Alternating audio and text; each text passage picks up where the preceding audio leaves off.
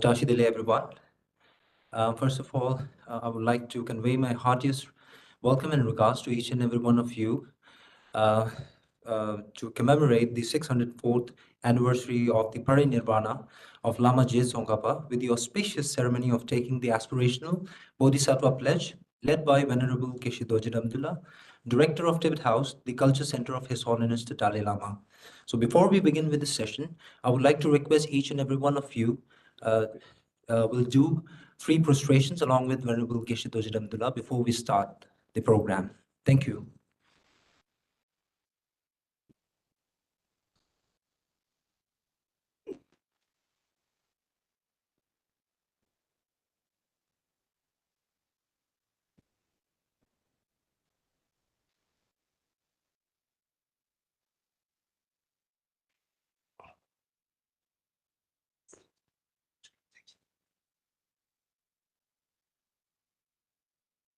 With 40 hands assist brothers of all directions to Hands beseech the Buddhas of all directions to shine in midway's gloom. Hands beseech the Buddhas of all directions To kindly all bewildered in come up. gloom. Beseech the Buddhas of all directions to shine the light of Dharma. All bewildered in midway's gloom. With hands beseech the Buddhas of all directions to shine the light of Dharma for all bewildered in misery's gloom. Buddhas of all directions to shine the light of Dharma for all bewildered in misery's gloom. Hands beseech the Buddhas of all directions to shine the light of Dharma for all bewildered in misery's gloom. Hands beseech the Buddhas of all directions to shine the light of Dharma for all bewildered in misery's gloom. Hands beseech the Buddhas of all directions to shine the light of Dharma for all bewildered in misery's gloom. Beseech the Buddhas of all directions to shine the light of Dharma for all bewildered in misery's gloom.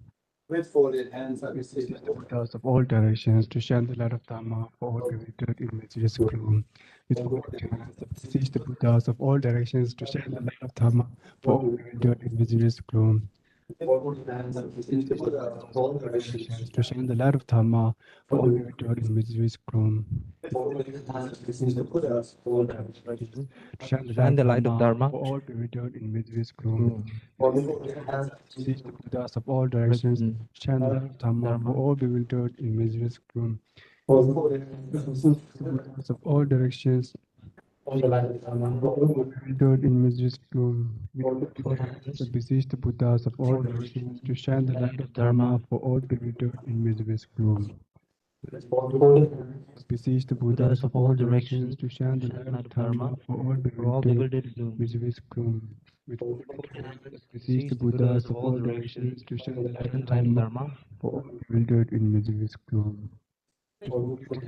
Beseech the Buddhas of all directions to shine the light of Dharma for all bewildered in misery's gloom. with folded hands, I beseech the Buddhas of all directions to shine the light of Dharma for all bewildered in misery's gloom. To shine the light of Dharma for all bewildered in misery's gloom. With folded hands, I beseech the Buddhas of all directions to shine the light of Dharma for all bewildered in misery's gloom. With folded hands, I beseech the Buddhas of all directions to shine the light of Dharma for all bewildered in misery's gloom. The light of Dharma for all bewildered in misery's gloom. With folded hands, I beseech the Buddhas of all directions to shine the light of Dharma for all bewildered in misery's gloom. With folded hands, I beseech the Buddhas of all directions to shine the light of Dharma for all bewildered in misery's gloom. With folded hands, I beseech the Buddhas of all directions to shine the light of Dharma for all bewildered in misery's gloom.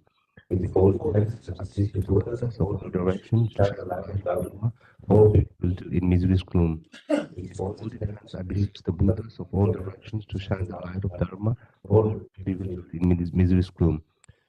With folded hands, I beseech the Buddhas of all directions to shine the light of Dharma for all bewildered in misery's gloom. With folded hand, I beseech the Buddhas of all directions to shine the light of Dharma for all bewildered in misery's gloom. Folded hands, I beseech The Buddhas of all directions to shine the light of Dharma for all bewildered in misery's gloom. With folded hands, I beseech the Buddhas of all directions to shine the for all bewildered in misery's gloom. With folded hands, I beseech the Buddhas of all directions to shine the light of Dharma for all bewildered in misery's gloom. With folded hands, I beseech the Buddhas of all directions to shine the light of Dharma for all bewildered in misery's gloom. With folded hands, beseech the Buddhas of all directions, Dharma for all bewildered in misery's gloom.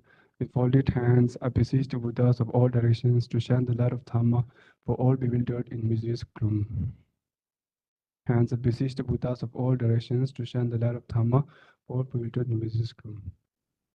Hands, I beseech the Buddhas of all directions to shine the light of Dhamma for all bewildered in misery's gloom. With folded hands, I beseech the Buddhas of all directions to shine the light of Dhamma for all bewildered in misery's gloom. With folded hands, I beseech the Buddhas of all directions to shine the light of Dhamma for all bewildered in misery's gloom. With folded hands, I beseech the Buddhas of all directions to shine the light of Dhamma for all bewildered in misery's gloom. With folded hands, I beseech the Buddhas of all directions to shine the light of Dhamma for all bewildered in misery's gloom. With folded hands, I beseech the Buddhas of all directions to shine the light of Dhamma for all bewildered in misery's gloom.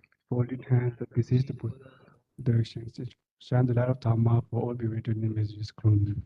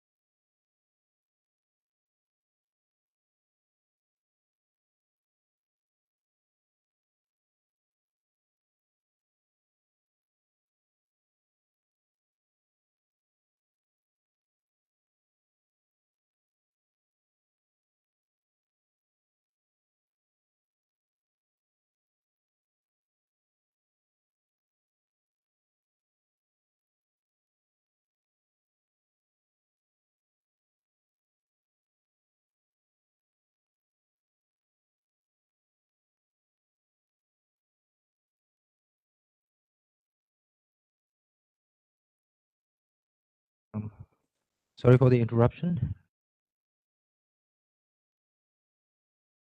Sorry for the interruption. We had a slight technical fault. So I would like to begin once again.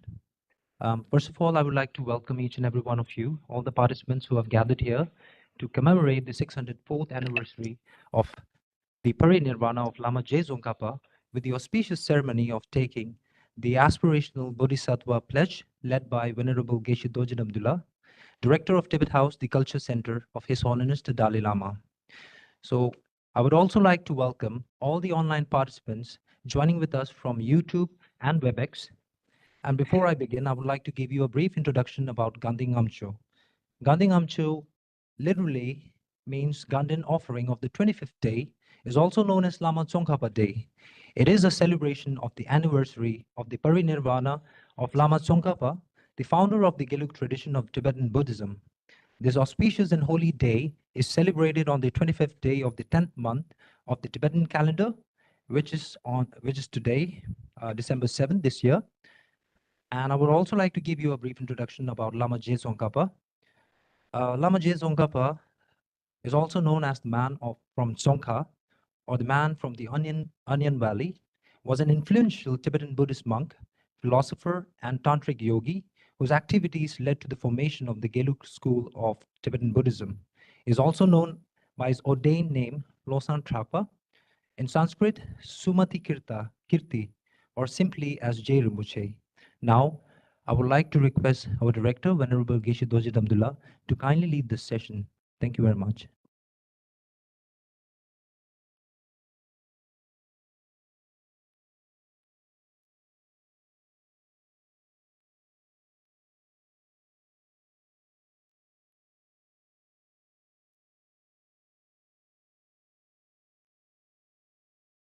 That's great.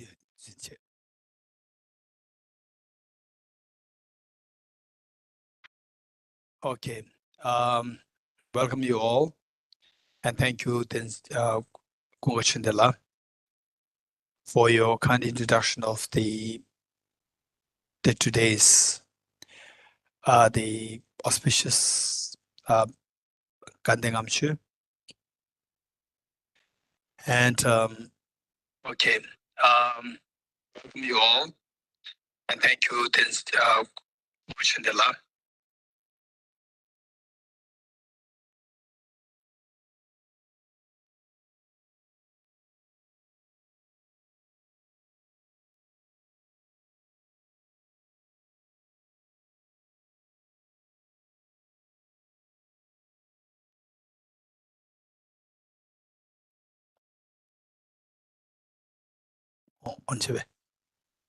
Okay, can you hear me? Okay. In fact, Lama Tsongkhapa also referred to as the Jirmushe, and he was number one, a literary giant of Tibet in the 14th century, and also that he is a full awakened, enlightened yogi, and he established the complete form of Buddhism on the basis of the already existent Buddhism in Tibet. At one point, he intended to go to India to learn from the masters in India, but then on the way, he got many indications, auspicious indications, that his learning is way the perfect, that it doesn't require to be trained further, and that his staying in Tibet would be incredible great service to the Buddha Dharma. So with this in mind, this day, as the mantra which we're going to recite, the verse which we're going to recite, this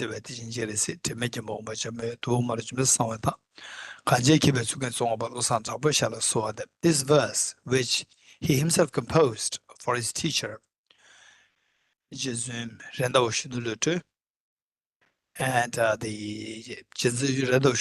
when seeing what was written there, he erased his own name.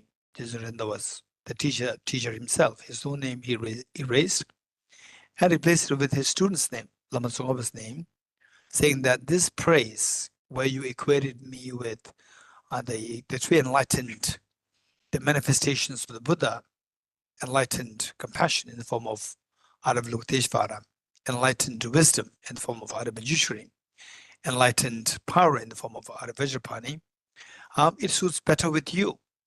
So this became extremely blessed in ways that Lama Tsongkhapa's own teacher, Venerable Jezushin, the Radoshin Lutu, he blessed this and gave it back to him. And then this became so widely being said, widely being recited all over Tibet. And had it been Tibet in those days, we see that everywhere in the world, in Tibet, this verse is being reverberated. The whole Tibet is being reverberated with this verse. Everyone are reciting in remembrance of this greatly enlightened, the master, Lama Tsongkhapa.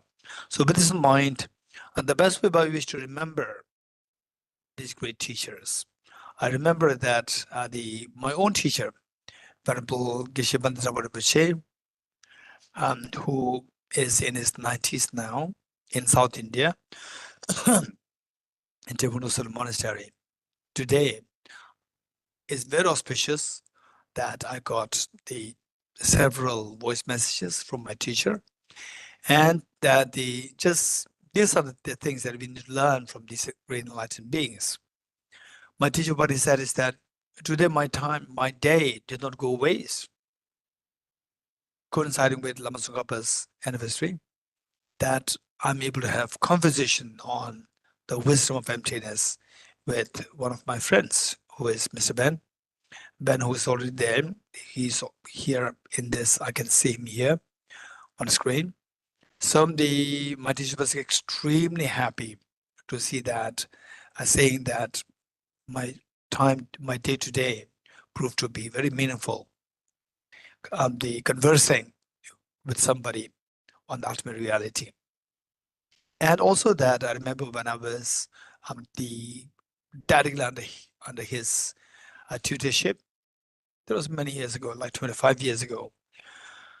I remember that he must have lost his mother in Tibet, and then he came to know he got this news, and he was reading the whole text on emptiness, composed by the author of Gomang literature, Devon Gomang literature. And then he said that I'm reading this as the end prayers and puja, as the ways and means to repay the kindness of my mother. This was what my teacher told me. And it's extremely a great example for us as to what really constitutes performing puja. And so it was the end when somebody passed away. Then we do pujas, we do some ritual practices and so dharma practices and so forth. And the best way is by invoking your Buddha nature. And how to invoke that is by two means. It is the direct practice and the direct means by which to connect to the beings, to the disease, help the diseased to the state of enlightenment, and all the demonstration beings to the state of enlightenment. And that is by directly invoking the various other things, like invoking inviting some monks to recite some prayers and so forth. That's fine, but the most effective one is to invoke this Buddha nature within yourself, and invoke this within the being of the deceased, by means of the practice of Bodhicitta and the practice of the wisdom of emptiness. And today, what we're doing here, this is from what my teacher did, and showed that as an example for us. We as well, what we're doing here, this constitutes meditating renunciation, Bodhicitta, wisdom of emptiness, and then taking the aspiration Bodhisattva vow. So this indeed is the best way by which to remember the enlightened activities of this great master, Lama Tsongkhapa. So, and Lama Tsongkhapa, of course, no doubt, he's already enlightened, and his wisdom and the being, his wisdom existence, wisdom enlightened mind pervades every atom of the universe, and actually witnessing what we are doing today. So the best way by which to remember his kindness and to really please him is by engaging in these practices ourselves. So, and then after this, then those who are here, offline, will go after this ceremony. Then we'll go down to make light offerings. So this tradition that on this day, everywhere we see lights being offered in the night, And then everywhere you see this verse, everywhere reverberating with this verse of praise to Lama Tsongkhapa, equating him with the three enlightened activities of the Buddha. So with this in mind, let us invoke all the Buddhist Bodhisattvas, particularly Buddha Shakyamuni, His Holiness the Dalai Lama, who is really the embodiment of the Buddha Shakyamuni today, who is really the embodiment of Lama Tsongkhapa, and all these Guru Padma Sambhava, Sachin Kuwan Yingpo, Jesus Marpa, Jesus Mila, then Lama Dishidvingur Shri Gyana, and Lama Tsongkhapa, His Holiness embodiment, all these enlightened beings, and He's still with us. He's with us, and we are breathing the same air as the awake enlightened, the Master. We are so fortunate. So, with this mind, invoke Him with us, and that Lama Tsongkhapa with us, and then all the Buddhas, Bodhisattvas in space in front of us, as so loving, caring, and embracing.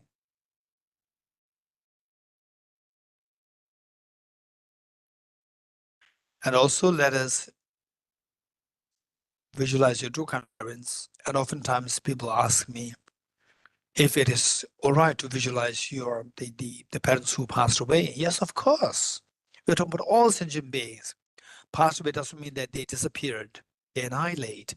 They are still with us. They have taken some form, rebirth in some form, or the one way or the other. They have taken some forms, and visualize all of them with us, all the different sentient beings, human beings, animals, insects, hungry ghosts, the god and goddesses, spirits, everyone, and particularly people who you know who passed away.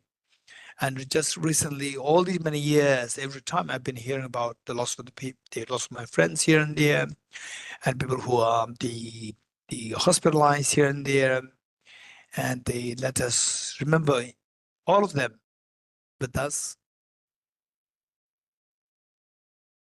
and your two parents, and everyone with you, where you are like the mother, and all others are like children, where you are so loving, caring, and embracing. And the purpose of the practice is finally to remember the 2 points. One, be kind to yourself and be wisely kind to yourself. Be kind to yourself means do the best thing that say give yourself the maximum happiness and the fearlessness. Stay away from fears and embrace the maximum happiness. But how? By being wisely kind to yourself, by embracing the causes of happiness and by shunning the causes of the miseries. This is the wise way of doing that. And not only that you do, and set a good example for others, that let others also see what is happening to you, and that you be a good example for others, that you inspire others through example, that they also embrace the virtuous qualities to have the maximum happiness and to shun the cause of miseries, particularly self-grasping, ignorance, self-centered attitude, giving rise to ego, anger, hostility, attachment, and so forth. So with this mind, imagine that you are inspiring everybody to join you, and all beings are so happy to join you, including your two parents, your children, all of family members, everyone in this world, in the entire Milky Way galaxy, and in the entire world, in the universe. So with this mind, let's turn to page 3 of the book. Okay, offline persons, I know that you have the book. Just turn to page 3 and online screen sharing. Okay. And teach by great compassion, you taught Immaculate Dharma to dispel all perverted views. To you, the Buddha Gautama, I pay homage. And teach by great compassion, you taught Immaculate Dharma to dispel all perverted views. To you, the Buddha Gautama, I pay homage. And teach by great compassion, you taught Immaculate Dharma to dispel all perverted views. To you, the Buddha Gautama, I pay homage. Sangye joda zoge chonam la chanjo bardo dane gyamso che dage chinso kebe chonam dola benjere sangye dubara sho sangye joda zoge chonam la chanjo bardo dane gyamso che dage chinso kebe chonam ge dola benjere sangye dubara sho sangye joda zoge chonam Chanjo bardo dane kyaso che, dage chinso kebe sonamge, dola vejra sanje drobara sho. I go for refuge until I'm enlightened to the Buddha, the Dhamma, the Sangha. By my accumulations through practice of giving and so forth, may I become a Buddha to benefit all sentient beings. I go for refuge until I'm enlightened to the Buddha, the Dhamma, the Sangha. By my accumulations through practice of giving and so forth, may I become a Buddha to benefit all sentient beings. I go for refuge until I'm enlightened to the Buddha, the Dhamma, the Sangha. By my accumulations through practice of giving and so forth, may I become a Buddha to benefit all sentient beings. In dependent origination, there is no ceasing, no arising, no annihilation, no permanence, no coming, no going, no separateness, no sameness. I prostrate to the consummate Buddha, the supreme all teachers, the one who taught this peace, which is freedom of aberrations. I prostrate to the mothers of the hearers, the Bodhisattvas, and the Buddhas, which through the knowledge of all eat here is seeking pacification to complete peace, which through the knowledge of past causes was helping migrants achieve the aims of the world, and through the possession of which helps subdue and expound varieties of teachings. The one who has transformed into the reliable guide, motivated by altruism to benefit sentient beings. The teacher, Sugata and protector to your prostrations. The one who has eliminated the weapon of conceptualizations and is endowed with the divine bodies of the vast and the profound, who eternally shines forth the forever noble light raised to you, the Buddha, and your prostrations. Inspired by wisdom and compassion, today in the Buddha's presence, I generate the mind of full awakening for the benefit of all sentient beings.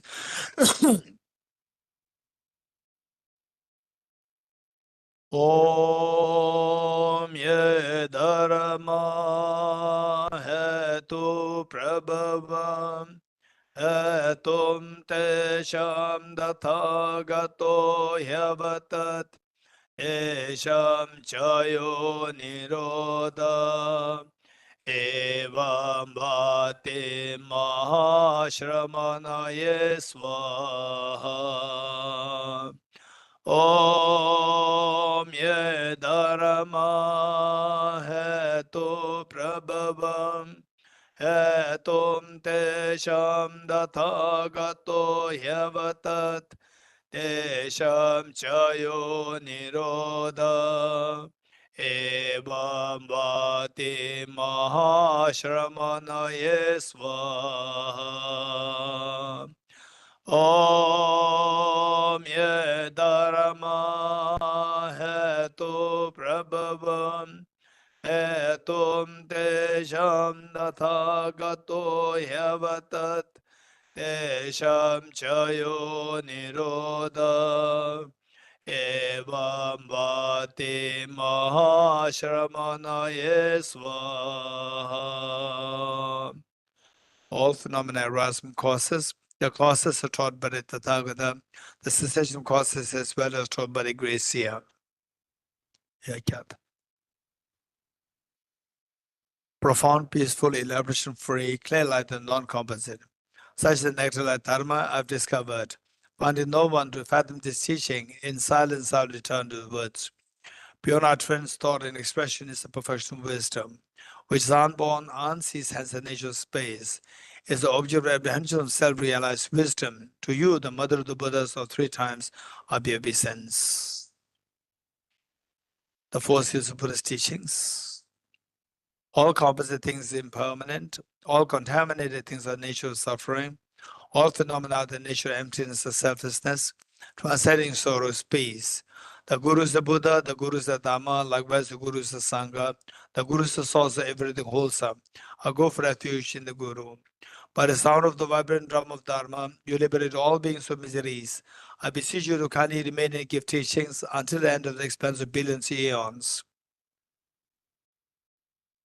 The Buddha does not watch the negativities of beings, nor does he remove their miseries by his hands.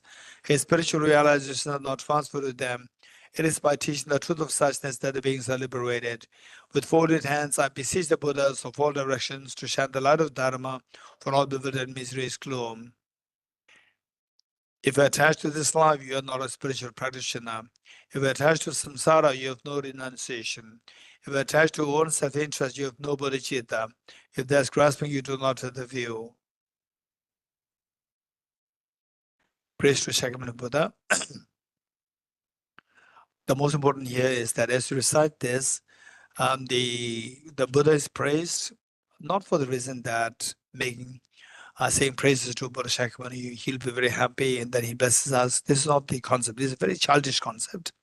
Instead, the praising of Buddha Shakyamuni is for his qualities.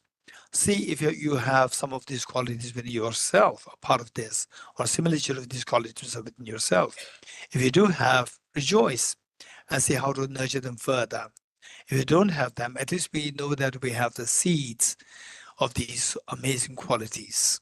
So see how to make these seeds germinate into the qualities by the practice of bodhicitta, wisdom, emptiness. And then once germinated, see how to nurture them further. So with this in mind, in a way we're reading this, the praise to Buddha Shakyamuni, to seek him as our role model. What are the qualities that we have that he has, which we can imbibe, which we can learn from. So with this in mind, to the founder, the endowed transcended. Okay, page number 14, page number 14, page number 14 for the offline participants. To the founder, the endowed transcended destroyer, the one gone beyond, the full destroyer, completely perfected, fully awakened being, perfect in good and good conduct, Sugata, Nur of the world, supreme guide of human beings to be tamed, teacher of gods and human beings, to you, the complete and fully awakened one, and thou transcendent destroyer, the glorious conqueror, the subdued from the Shakya clan, are prostrate, may God friends and go for refuge. When, O supreme amongst humans, you are born on this earth, you paced our 7 strides and said, I'm supreme in this world. To you who are wise, then I prostrate, with pure bodies formed supremely pure, wisdom ocean like a golden mountain, fame that blazes in the 3 worlds, we know the best, Lord, to you are prostrate. With the supreme science face like a spot of cement, does feel like you, the 3 worlds are not, incompatible with one's one to you are prostrate. The Savior having great compassion, the Founder having all understanding, feel of merit with qualities like vast ocean, to you the Tathagata prostrate, the purity the virtue that frees one from the lower realms, the one path, the sublime pure reality, to the Dhamma that pacifies are prostrate. Those who are liberated and also show the power to liberation. The holy feel qualified with realizations, who are devoted to the moral precepts, to you the Sangha prostrate. Do not commit any non-virtuous actions, perform only perfect virtuous actions. Subdue your mind thoroughly, this is a teaching of the Buddha. A star, visual liberation, a flame of lamp, an illusion, a drop of dew or a bubble, a dream, a flash of lightning, a cloud, see conditioned things as such. Through this merits may sentient beings attain the rank of all-seeing, subdue the 4 faults, and be delivered from samsara's ocean, but held by the waves of aging, sickness, and death. Okay, Heart Sutra together. And reading the Heart Sutra is extremely auspicious, and anybody who, number one, if possible, to study this and then know the meaning and then apply this in your real life on a day-to-day basis and see that what is taught here, what is taught here as that things are all like illusion. And the fears dissolve. Page 29. Okay, page 29 offline.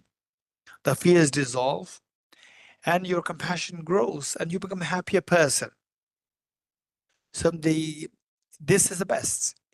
Even if we have not reached to that level, we must aspire to reach to that level. And then meanwhile, read this and try to invoke and try to reflect on the meanings as much as you can. And here with the background given, we see that there are 3 points which are not to miss. One, what is the question asked by, okay, Buddha Shakyamuni is presiding over the gathering. And just for most of you, I'd like to just share with you that usually we conduct this program, a yearly program organized by Root Institute, Bodh Gaya, and Tibet House Delhi in collaboration. We organize a Bodhicitta retreat in Bodh Gaya. So there, we go to the main temple, which of course where the Buddha Shakyamuni became enlightened. And then alongside, we take the Bodhisattva, we take the Bodhisattva vow there. Then also we go to Vachaspik where the Heart Sutra actually happened. And then, so this is the basic information there. And then the 3 questions. The blessed Buddha Shakyamuni, Shariputra, stood up to make asked question 2, Avalokiteshvara. So what was the question asked? Then Avalokiteshvara responded. Then the number 3, what's the benefit if you practice as indicated by Avalokiteshvara in response to the question asked by Shariputra? So what is the question asked? In simple form, the question asked is, how should the child of the lineage practice the perfection of wisdom? Child of the lineage, who is the child of the lineage? Anybody, anyone who seeks to attain the infinite happiness for yourself by embracing the maximum in the universal compassion for all beings, you are they referred to as the child of the lineage of the best of the lineages, which is the lineage of the Buddhas, to become Buddha.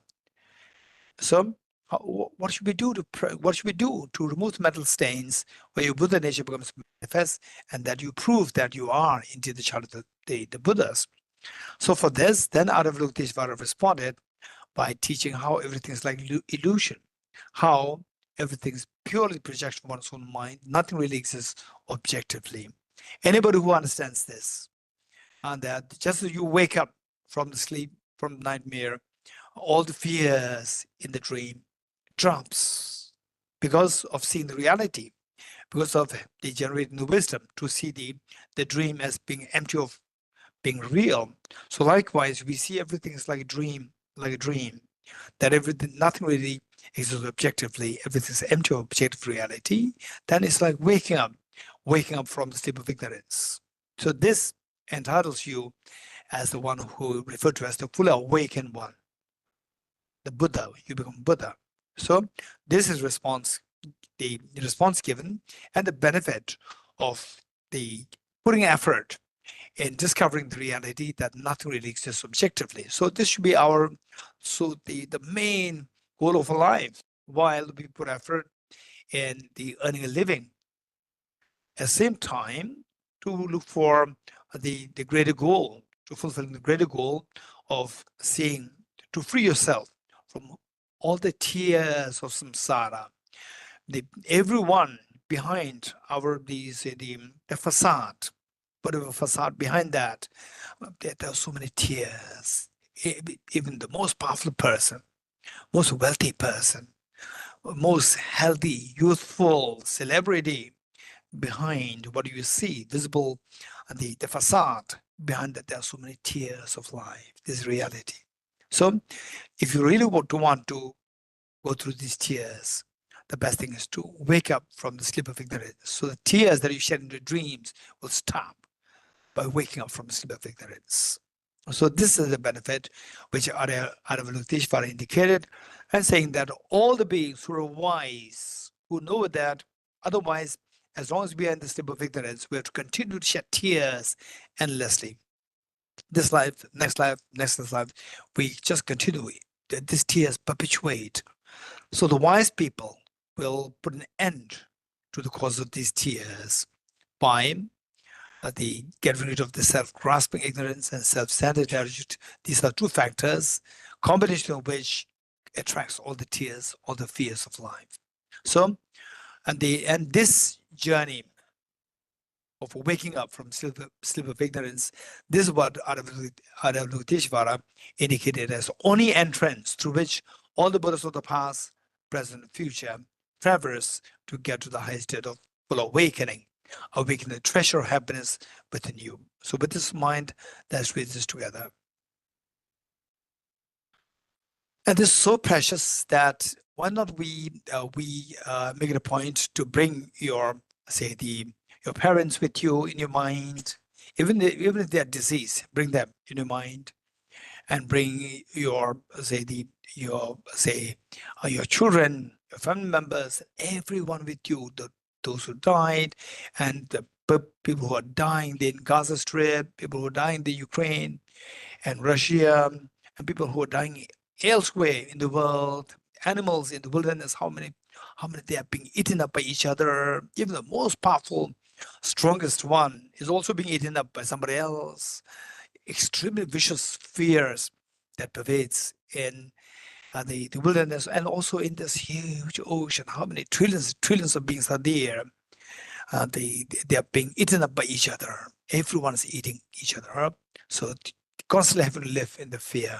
So bring them all up in a visualization, and the sick people in the hospitals, just bring them up in the visualization, and then let them also take part in this the program, so that eventually we all will learn how to get away from these two demons or two obscurations which obscure this beautiful treasure within us.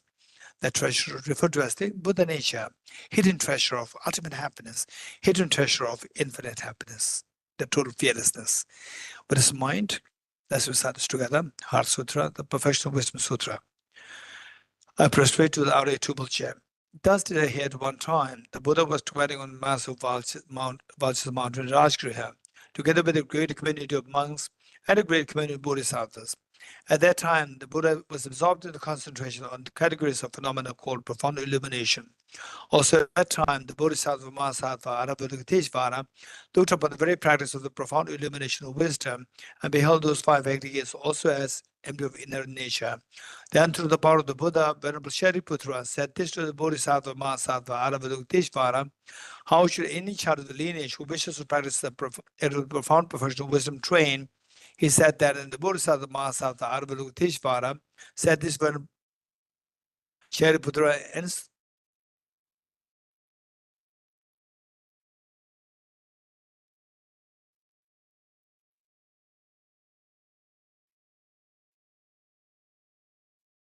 Emptiness is form. Emptiness is not other than form. Form is also not other than emptiness. In the same way, feeling, discrimination, composite factors, and consciousness are empty. Shariputra, likewise, all phenomena are empty, without characteristic, unproduced, unseen, stainless, not without stain, not fulfilled. Shariputra, therefore, in emptiness there is no form, no feeling, no discrimination, no composite factors, no consciousness, no eye, no ear, no nose, no tongue, no body, no mind, no visual form, no sound, no smell, no taste, no object of touch, and no phenomenon. There's no I element and so on, up to and including no. There's no ignorance, no extinction of ignorance, and so on, up to and including no aging and death, and no extinction of aging and death. Similarly, there's no suffering, origination, cessation, but there's no exalted wisdom and Shariputra, therefore, because there is no attainment, bodhisattvas rely on and dwell in perfectional wisdom, the mind without obscuration and thus without fear. Having completely passed beyond error, they reach an endpoint of nirvana. All the Buddhas who dwell in the three times also manifested completely awakened to unsurpassable, perfect, and complete enlightenment in reliance on the perfectional wisdom. Therefore, the mother of the perfectional wisdom, the mother of great knowledge, unsurpassed mantra, the mantra equal to non-equal, the mantra that thoroughly pacifies all suffering, should be known as truth, since it is not false. The mantra of the professional wisdom is declared, Yatha Om Gade Gade Para Sam Gade Bodhi Swa. Shariputra, the Bodhisattva Mahasattva, should train the profound professional wisdom like that. Then the Buddha arose from that concentration and commanded the Bodhisattva Mahasattva Aravalokiteshvara, saying, well said, son of the lineage. It is like that, it is like that. One should practice the profound professional wisdom, just as we've indicated, even the Tathagatas rejoice. The Buddha, having thus spoken, Venerable Shariputra, the Bodhisattva Mahasattva Aravalokiteshvara, those around them, along with the world of gods, humans, asuras, and gandharvas, were overjoyed and highly praised that spoken by the Buddha. As we recite this Heart Sutra mantra, we will visualize that Buddha Shakyamuni is exhorting us thus. Let us don't live in the fears of samsara. Come towards the ultimate happiness by awakening the seat of perfection within yourself. And you hearing this, what the Buddha Shakyamuni is exhorting, you will then inform this to all the dear sentient beings, your parents, your children, and all your family members, and all the sentient beings in this universe, informing them, look, this is what a compassionate teacher is exhorting us. Let us not remain in the fears and the tears of samsara anymore. Let us all go towards the full awakening, where you experience total fearlessness and infinite happiness by awakening seat of perfection within ourselves. And everybody hearing what you're saying, they're so inspired. They happily join you in this practice of the eradicating the mental defilements to awaken the seed, hidden treasure of the happiness within yourself. Teatha Vam Gate Gate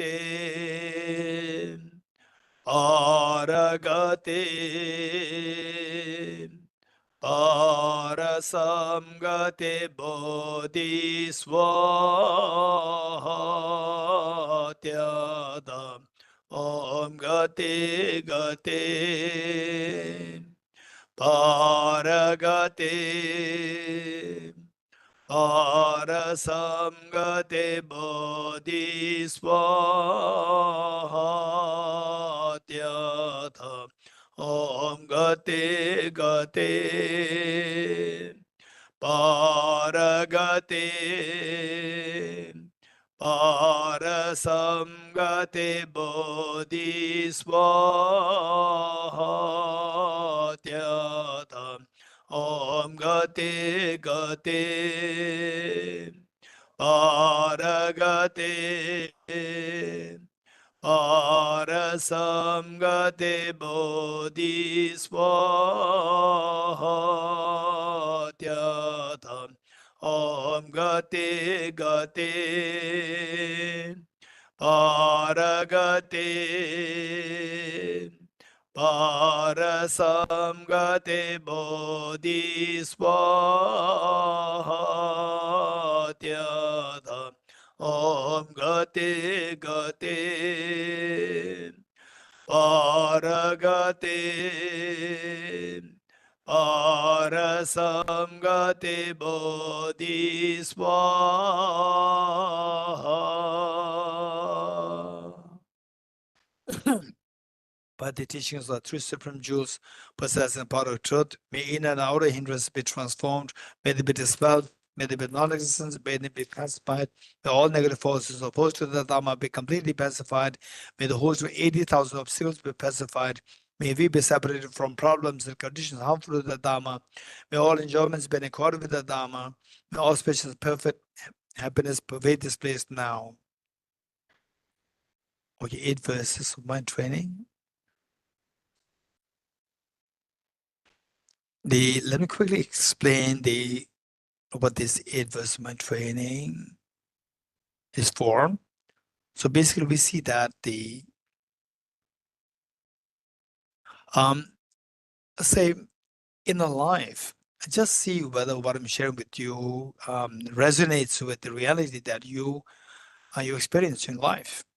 Say what we seek is that we seek two things. One, whatever you're doing, for example, say you go for your job, or then say family responsibilities, or for conferences, meetings, and whatever work that you're doing.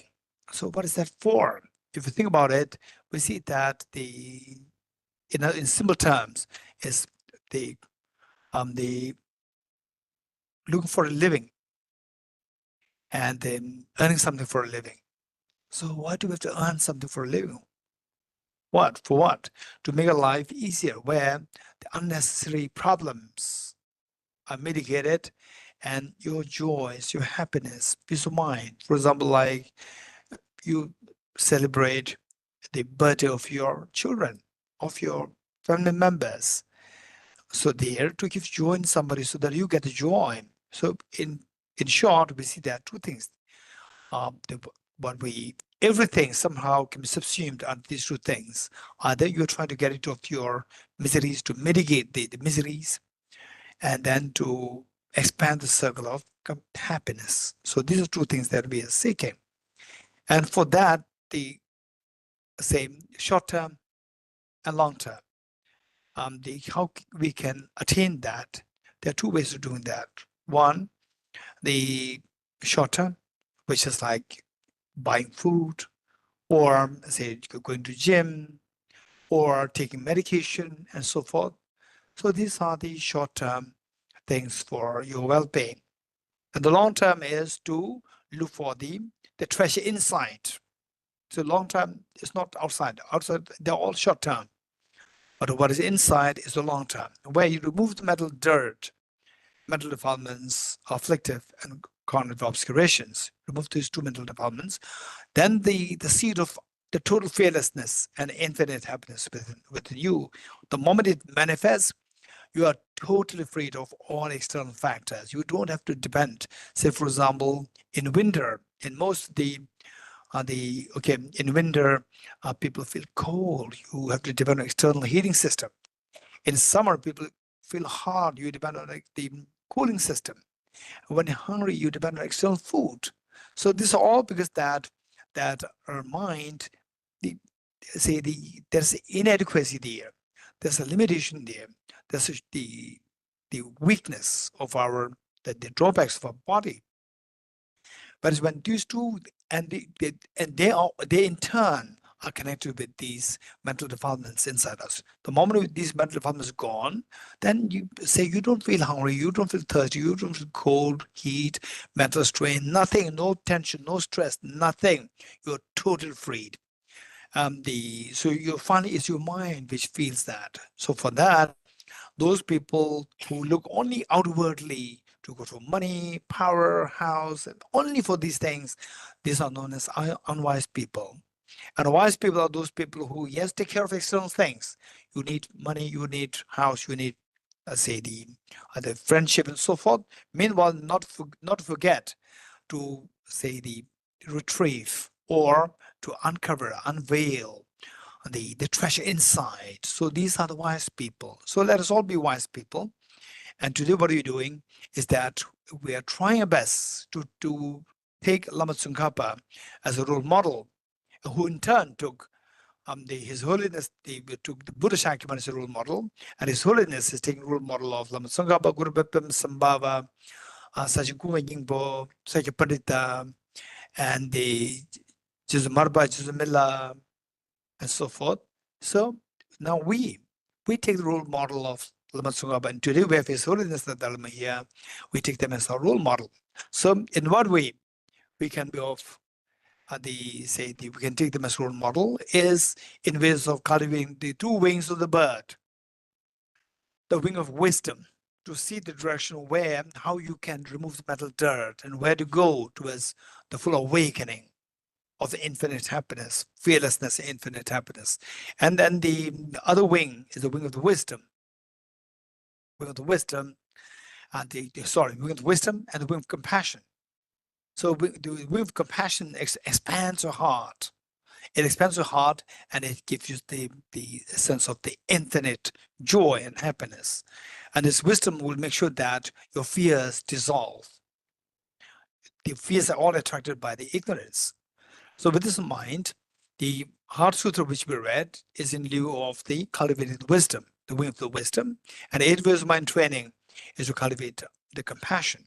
So meanwhile, keep in mind that how the 8 verses, the training is taught here by the author, Geshe Langlik Thangpa, is in 2 ways. One, by eradicating the non-conducive factors of compassion, like ego, anger, and the aversion towards others. So what are the factors, identifying factors which are responsible for triggering the ego within us, which trigger the anger, aversion, hostility, and so forth within attachment, so forth within us, and then dealing with them. Remove these factors, then automatically your ego, anger, and so forth will subside. Once they subside, then it leaves room for your compassion to grow. And on the other side, then they cultivate looking for the conducive factors to nurture or to germinate compassion within us. So it's being dealt with from two points. Oftentimes people read this 8 verse mind training and they see that this very extremely self-denial that practice. So where you give victory to others, you take the suffering of yourself, you become the loser. So this actually is an extremely skillful way by which to tackle our self-centered attitude. It is not undermining the self. It is undermining the self-centered attitude. This is the distinction that we need to make between the self and self-centered attitude. So self is so important, but self-centered attitude is the one to be destroyed. Because oftentimes people think that after coming to Buddhism or practice Buddhism, and then, oh yeah, I see that all the problems are me. Everybody's fine. I'm the one who is the problem creator. I'm the one who is hopeless. And then you feel so demoralized, and it makes you feel, say, the very much helpless, hopeless, demoralized. This way, we fail to understand the Dharma in a proper context. Here, the decision should be made between the self and the self-centered attitude. The self is so precious. Nobody can fail you. It is only you who can fail you. How? When you say that I hate myself, I hate myself, and I'm hopeless. I'm such the incompetent person. The moment you say this is the greatest failure. Even if you may not be too successful in what you're doing, but then nobody can fail you. You just keep doing something, and the job, if you're wise, get into the mental developments, you see that your joy inside will keep increasing. Your joy inside will keep multiplying. This is what happens. So, in short, what we are saying is that reading this, if you cannot distinguish the two things, self and self-centered attitude, if you club them two together to see as one entity, then you see that all miseries are attracted by self-centered attitude. You think that the misery is because of the self. It's not because of the self. This self is so important. You are so important. Get rid of the self-centered attitude, and this self will become enlightened. This self will become Buddha to benefit all the beings. You become like His Holiness the Dalai Lama. So with this in mind, all our efforts must be directed towards getting rid of the mental defilements, including self-grasping ignorance and self-centered attitude. These two are different. And the self per se, you must generate a very strong sense of self-confidence by believing in your Buddha nature inside us. So with this in mind, let's read this together. Page number 35. Page number 35. With the determination to achieve the highest aim for the benefit of all sentient beings, which surpasses even the wish-fulfilling gem, may I hold them dear for at all times. Whenever I interact with someone, may I view myself as the lowest amongst all, and from the very depths of my heart, respectfully hold others as superior. In all my deeds, and as soon as emotional afflictions arise, as they endanger myself and others, may I strongly confront them and avert them. When I see beings of unpleasant character and those oppressed by strong negativity and suffering, I hold them dear for their rare to find as if I discovered a jewel treasure. When others out of jealousy treat me wrongly with abuse, slander, and scorn, may I take upon myself the defeat and offer to others the victory. When someone whom I have helped or in whom I have placed great hopes misses in extremely hurtful ways, may I regard him still as my precious teacher. In brief, may I offer benefit and joy to all my mothers, both directly and indirectly. May I quietly take upon myself all hurts and pains of my mothers.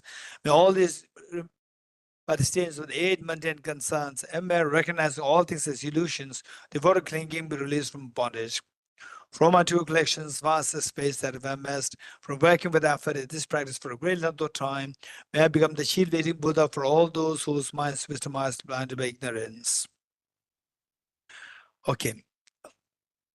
I will read page 37, the 7-limb practice, on the basis of the extraordinary aspiration for practice of Bodhisattva Samadapatra. I bow down to the youthful Arya Manjushri, you the Buddhas, the lions amongst humans, God of freedom in the present, past, and future, in the worlds of 10 directions. To all of you with bodies, patience, sincere mind, I bow down. With the energy or aspiration for the Bodhisattva way, with a sense of deep respect, and with as many bodies as atoms of the world, to all you Buddhas visualized as real, I bow down. On every atom are Buddha's numberless particles. He is a major host of bodhisattvas, and I'm confident the sphere of all phenomena is entirely filled with the Buddhas in this way. With infinite oceans of praise for you, and oceans of sound from the aspects of my voice, I sing the breathtaking excellence of Buddhas and celebrate all of you Sugathas. Beautiful flowers and regal gardens, sweet music scented with oils and parasols, sparkling lights and sublime incense, offered to victorious ones the Buddhas.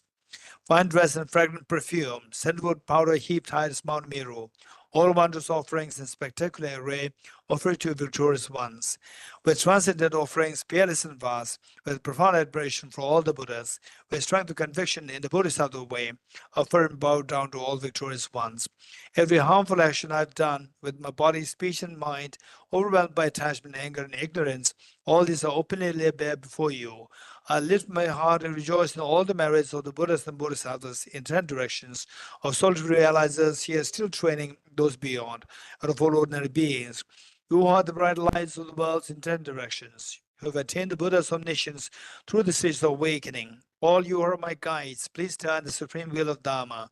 With palms together, I earnestly request you who may actualize Parinirvana, please stay with us for eons numberless as atoms of the world, for happiness, well-being of the all wondrous in samsara.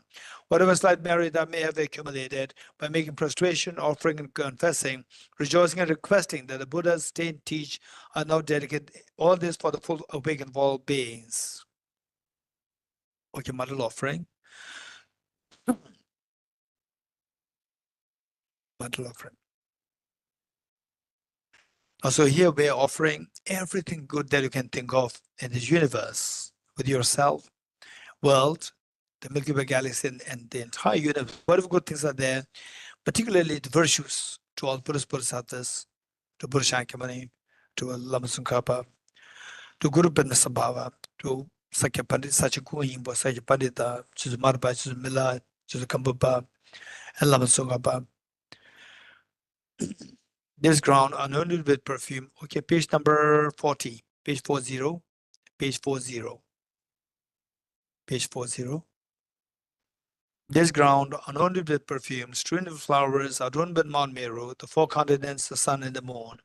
I imagine this as a Buddha felt and offer it. May all sentient beings enjoy this pure land.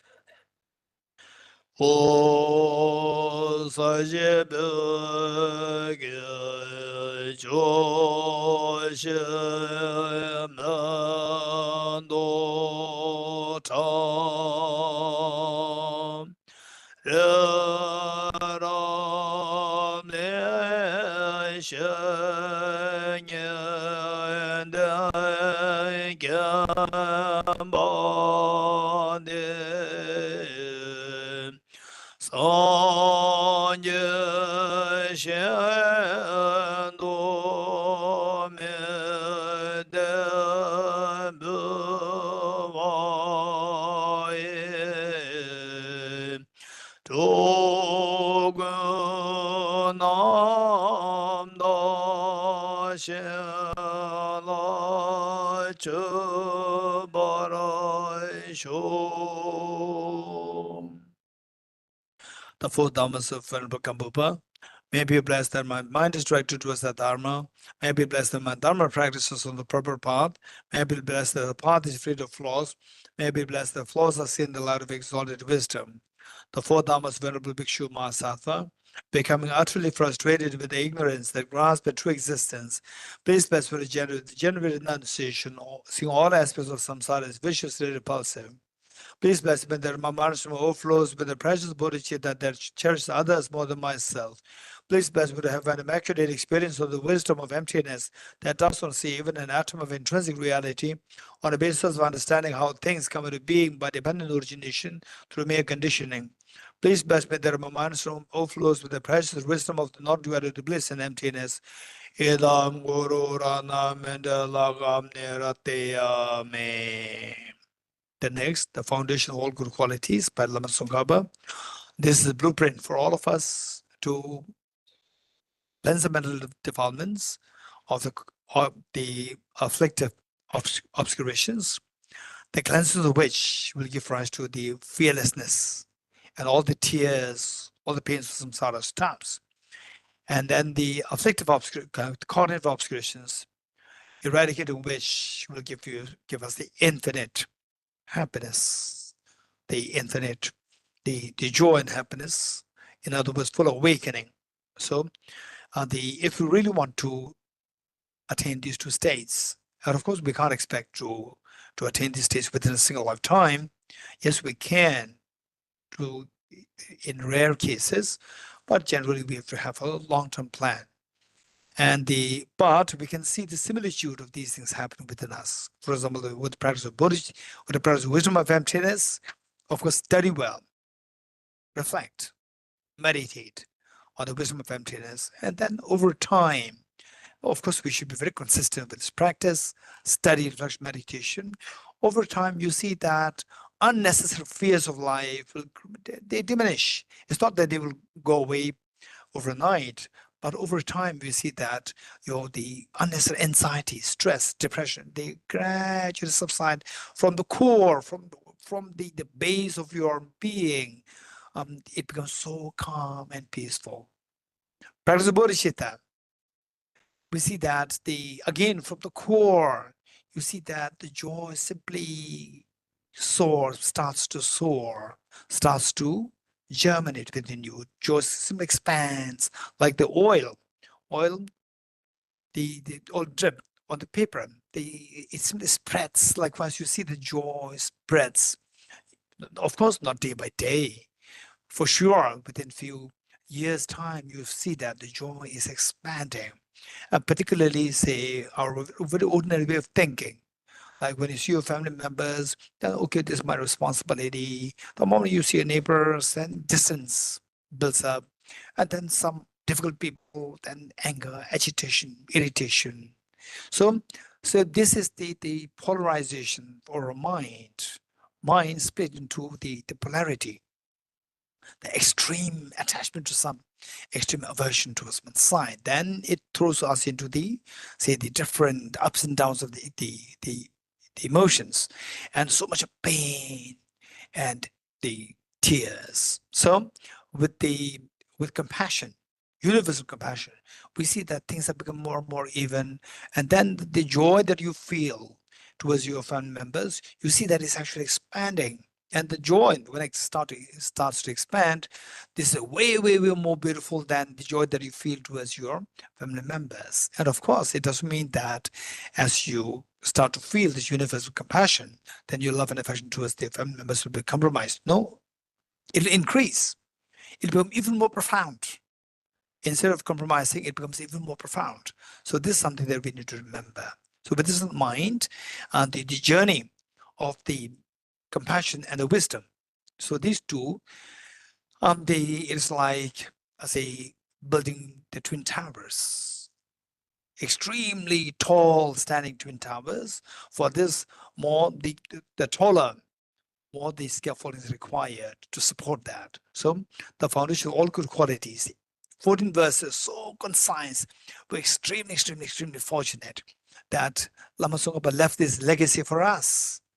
And believe it or not, these 14 verses are so comprehensive, concise, clear, that you read this and you see that your, say, the lifelong plan of the Dharma, the lifelong plan for your, say, the unraveling the hidden treasure within is fulfilled within a single day, reading, reflecting, contemplating on the 14 verses of the foundation of all good qualities. That's amazing. So this is something that we deliberately added here. Okay, with this in mind, let's read this together. The foundation of all good qualities is a kind and perfect guru. Correct devotion to him is the root of the path. By clearly seeing this and applying great effort, please bless me to rely upon with great respect. Understanding that the precious freedom of this rebirth is found only once, is greatly meaningful and is difficult to find again. Please bless me to generate the mind that unceasingly day and night takes. This life is as impermanent as a water bubble. Remember how quickly it decays and death comes. After death, just like the shadow follows the body, the results of virtues and non-virtues come or follow. Finding firm and definite conviction in this, please bless me to always to be careful, to abandon even the slightest negativity, and accomplish all virtuous deeds. Samsaric splendors are unsatisfying and unreliable. Seeking them is the door to all suffering. Recognizing these shortcomings, please bless me to generate the strong wish for the bliss of liberation. Led by this pure thought, mindfulness, alertness, great question arise. The root of the teaching is keeping the Pratimoksha vows. Please bless me to accomplish this essential practice. Just as I fall into the sea of samsara, so for all of our mighty beings. Please bless me to say this, train in supreme bodhicitta, and bear the responsibility of freeing my greater beings. Even if I develop bodhicitta, but I don't practice the 3 times of morality, I'll not achieve enlightenment. With my clear recognition of this, please bless me to practice the bodhisattva vows with great energy. Once I pacify distractions to wrong objects and correctly analyze the meaning of reality, please bless me to generate quickly within my mind stream the unified path of Karma abiding special insight. Having become a pure vessel by training the channel path, please bless me to enter the holy gateway of the fortunate ones, the supreme Vajra vehicle. At that time, the basis of accomplishing the 2 attainments is keeping pure vows and samaya.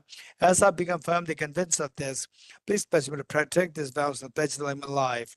Then, having realized the importance of the 2 stages, essence Vajrayana, by practicing with great energy, never giving up the 4 sessions, please bless me to realize the teachings of the Holy Guru. Like that, may the Gurus who showed noble path and spiritual friends who practice for long lives, please bless me to pacify completely all out and inner hindrances. In all my lives, never separate from perfect Gurus, enjoy the magnificent Dharma by completing the qualities of the stages and the paths, I could attain the state of Vajratara. Okay, this is the praise to Lama Tsongkhapa, which was composed by himself, offered to his teacher, Lama Jesu Rendoshin Nurute, and then who in turn, after reading this, seeing that he was equated with the 3 enlightened the bodhisattvas, the manifestations of Buddha Shakyamuni, so he erased his name and wrote Lama Tsongkhapa's name, saying that this praise fits better with you. So this is what becomes so widely being recited, with blessed by Lama Tsongkhapa himself and his teacher. So we say this 3 times, first the English, then the Tibetan 3 times. You are Avalokiteshvara, great treasure of non-referential compassion, and Manjushri, master of flawless wisdom, as well as Vajrapani, destroyer of hosts of demons without exception. Tsongkhapa, crown jewel of the sages, the land of snows, Asantapa at your feet and make prostrations. Tsongkhapa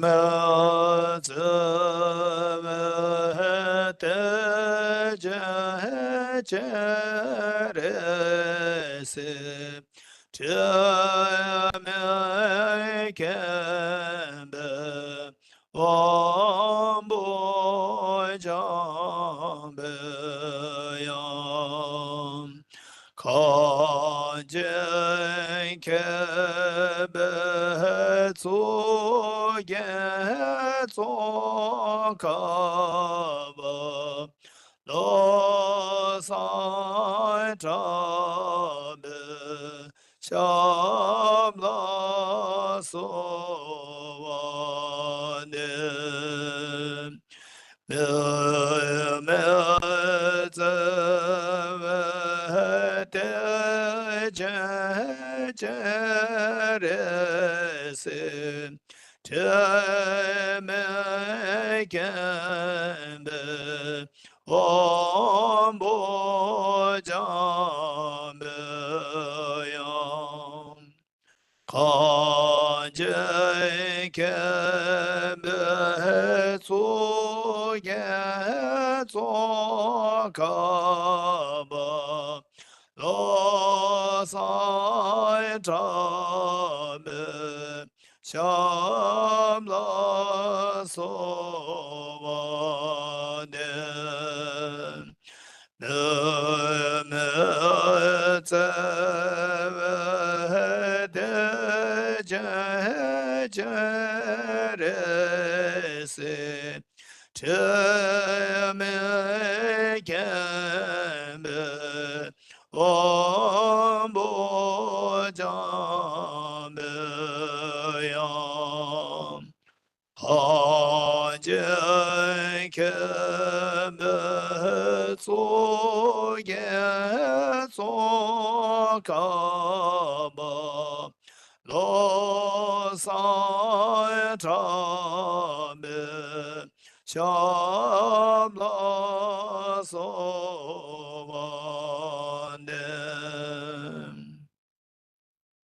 Okay, next is generating the mind of consummate yoga. For this, this is the main practice before we take the aspiration bodhisattva vow. For this, the 4 things. One is the single point meditation. Then next is the renunciation. Next, bodhicitta, wisdom of emptiness, and then taking the aspiration bodhisattva vow.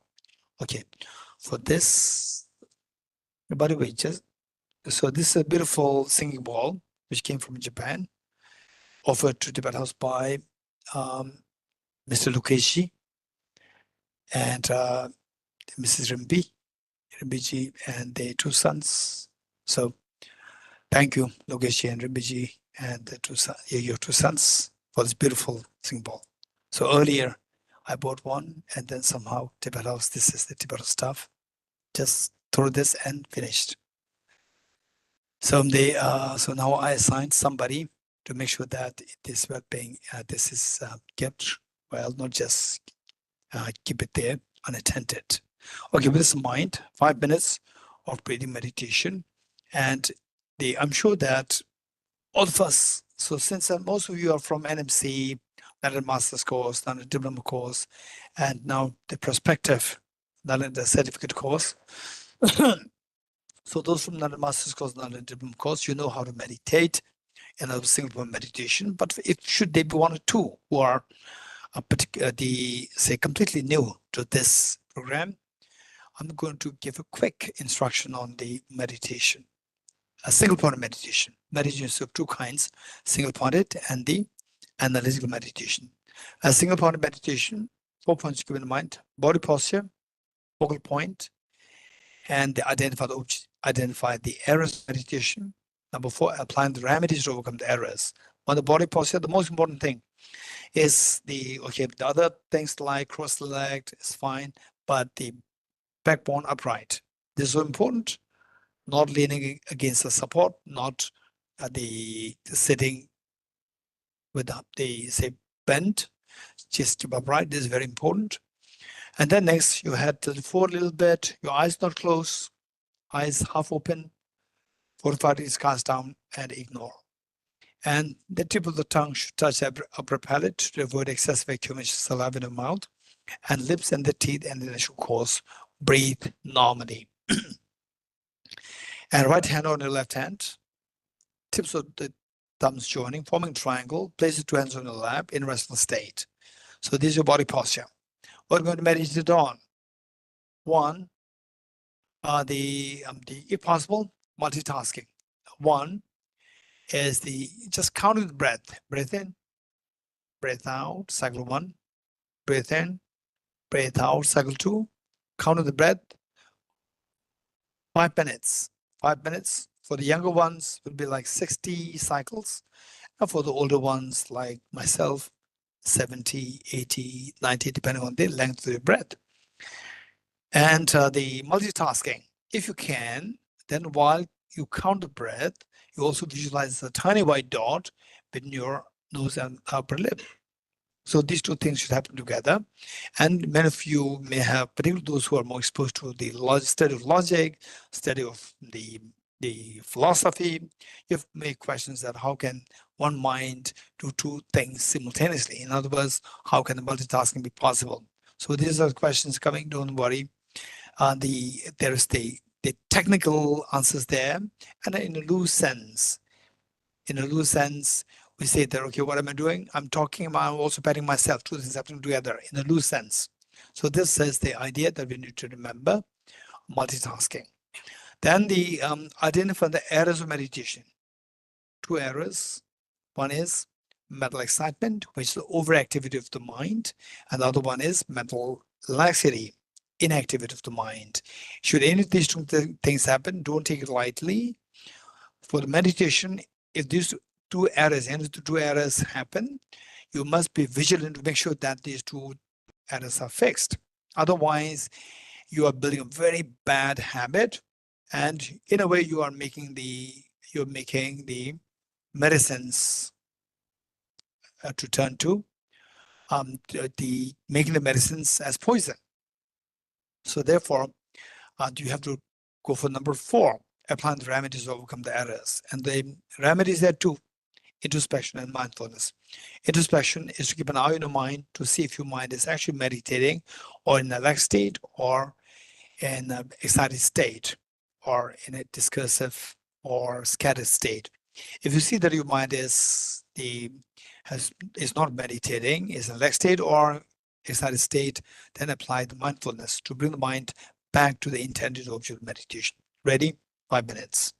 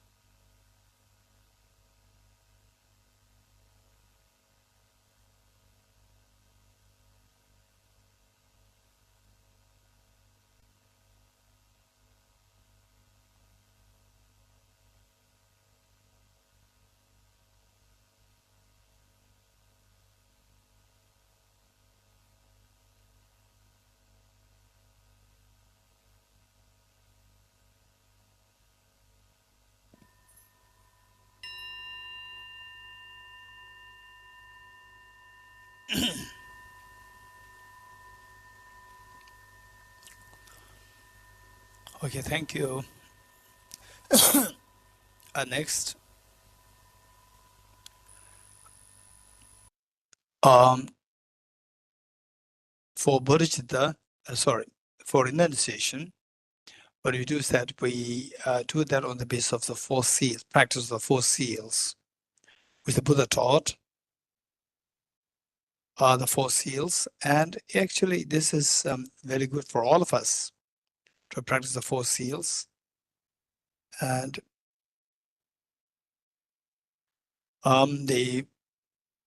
that we are bound to face with life challenges, tragedies, like losing the dear ones and so forth. And if we just reflect on these 4 lines on a daily basis, then gradually our mind builds up the power to face the challenge of these adverse situations. All composite things impermanence of the, for example, in the olden times in the West, like Julius Caesar and the Alexander the Great and so forth. In Asia, like for example in Mongolia, Genghis Khan, and in Tibet, King Tsongkhapa, who really conquered large, who made his expanded his empire huge towards China, towards towards south, just expanded the empire too big. But where they're all gone. This is reality. All composite things impermanent. If this is what happens to all these, the so-called great, the Alexander the Great and so forth, then who are we? We are just so ordinary person, and these things are bound to happen to all of us, no exception. So we need a reminder for us. We need reminder. The teachings of Buddha, all composite things impermanent. This is so important for us. And when I see some of my friends who have the tendency for the panic attack and so forth, or depression, I oftentimes tell them before they go into depression or panic attack, I'll suggest them, try to remember these 4, just say these 4 lines on a daily basis to see how much your, the mind gradually builds up the power of the resistance to these problems, and or the how you can remain very strong and face the challenges of life. Okay, with this in mind,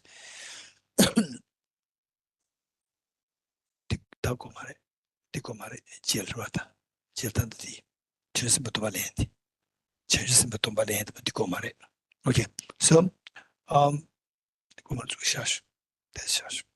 okay, so with this in mind, the best would be not only reciting the 4 lines, but also reflect on the 4 lines. That would be so good. But we are preparing ourselves for, therefore, this is the meaning of this, but the first step to the spiritual path, and then followed by the bodhicitta and the wisdom of emptiness. Are you ready? Given that this is going to be guided meditation, instruction will be given, and then see how much you can flow your emotions flow according to the instruction given. And then, of course, during this meditation, let us make the most of this at this time. That let us not to compare, contrast with what you are hearing now, what you have learned before, what you've read before, what you've learned before, what you have, the practice before. Don't have to correlate. You can correlate, not now, later on. So this is a time where you just focus on invoking the spirits. Finally, what really helps us is by the invoking the spirits, invoking the potentials, experiences. When that is done, then the cleansing actually happens. I thought otherwise it forever remain as a dry intellectual exercise. Okay, first, renunciation. Renunciation means to renounce your miseries. To renounce miseries, we need to know how to renounce the cause of the miseries, which the Buddha identified as Ye Dharma Hetu Prabhava, Hetum tesham tathagato hyavatat. All these phenomena arise from causes, and causes are taught by the Tathagata. So what are the causes of miseries? Cause of miseries identified as contaminated karmas, afflictions, inappropriate attention, a self-grasping ignorance complemented by a self-centered attitude. And the root is the ignorance, and this ignorance the Buddha taught on the four levels, viewing impermanent phenomena as permanent. Ignorance misconceiving impure things as pure. Ignorance misconceiving miseries as happiness. Ignorance which misconceives what is selfless nature of selfhood. To counteract the four levels of ignorance, the Buddha taught the four seals. The first seal, all composite things are impermanent. Impermanence is of two kinds, the gross and the subtle. Gross, impermanent phenomena whose continuum terminates. It's so important for us to reflect on the gross impermanence of earth, including the impermanence of death, the certainty of the death, but the uncertainty of the time of the death. Let us think of the so-called Alexander the Great, Julius Caesar, Genghis Khan, who were once considered as like the king of the whole world. Where are they now? No more, just memories. And people 200 years ago, 150 years ago, this world was again inhabited by numerous people. Of course, not 8 billion human beings, but no doubt 2 billion, 3 billion human beings. Where are they now? Not even a single one is gone. A single one is left today. They're all gone. And who are those people? Some of them are as young as you are. Some of them are younger than you. Some of them older than you. Some of their parents, some of their children. Children have so much of expectations or the dream of their career. And the parents' expectation from the children. So where are they now? With the expectations are fulfilled, the dreams are fulfilled or not, along with the dreams, expectations, careers, everyone is gone. Young, old, toddler, newborn, everyone is gone today. But keep in mind, it's not that they are unfortunate, we're very fortunate that we're alive. No, it's a matter of time. 150 years from now, in the future, no doubt, all the 8 billion human beings today will be gone. And you and I are no exception. That's reality. And today, we see that people are struggling, young ones are struggling to establish, to create a career for themselves, and some sitting for the exams, competitive exams, and not being able to clear. So much attention, stress, anxiety, and parents struggling with their children struggling with the career at the workplace and so forth. So much, and then the war zones. But 150 years from now, in the future, all will be gone. Hardly just a handful of people. Even a handful of people will hardly be remembered then. Like Mother Teresa, His Holiness the Dalai Lama, Nelson Mandela, only a few of them will be remembered, Mahatma Gandhi. Otherwise, your grandparents, your grandchildren, great-grandchildren, they will not even have a clue who you were, that you existed once upon a time. This is known as all composite things are impermanent. Yes, think of this. In real life, you see that there's such a landmark, we consider it a landmark, which means something very stable and permanent. But over time, that is demolished. You look at this and think of how your mind responds. There's feeling sadness, vacuum coming in your mind. So this is something that we need to invoke from right now. Later on, when this impermanence hits us, that we will remain forever strong. And this impermanence, gross impermanence, should necessarily be marked by the subtle impermanence, which is the momentariness. All composite phenomena should necessarily be following the principle of the momentariness. The change that you see within a span of 30 years, 20 years, 10 years should necessarily be because of the changes that that had to go on a yearly basis. The change that you see in a year's time is possible with the change that you see in the month's time, week's time, day by day, hour by hour, minute by minute, second by second. Which means all composite phenomena, they're moving so fast, like second by second, how the second moves, second hand moves. Suck, suck, suck, suck. This is how things move. And even 1 second, the change that you see within 1 second is possible if the change is happening on the millisecond level, which is so fast. If you don't understand what is the millisecond level, the pace of the change, you press the timer on a mobile and see how this 1 second split into 10, split into 100, moves so fast. The digits, you can hardly figure out even the digits. It moves so fast that you cannot catch even the digits. This is how all composite phenomena are moving so fast. This is the meaning of the first seal. All composite things impermanent. If there's a case, yes, that's true. That which means my body's moving so fast. My body's moving from the youth to the old age. Even your child is moving from the young to the old age. The whole world is becoming older, older, older. This is how it's moving so fast. Nothing, no composite phenomena is remaining static. That's the reality.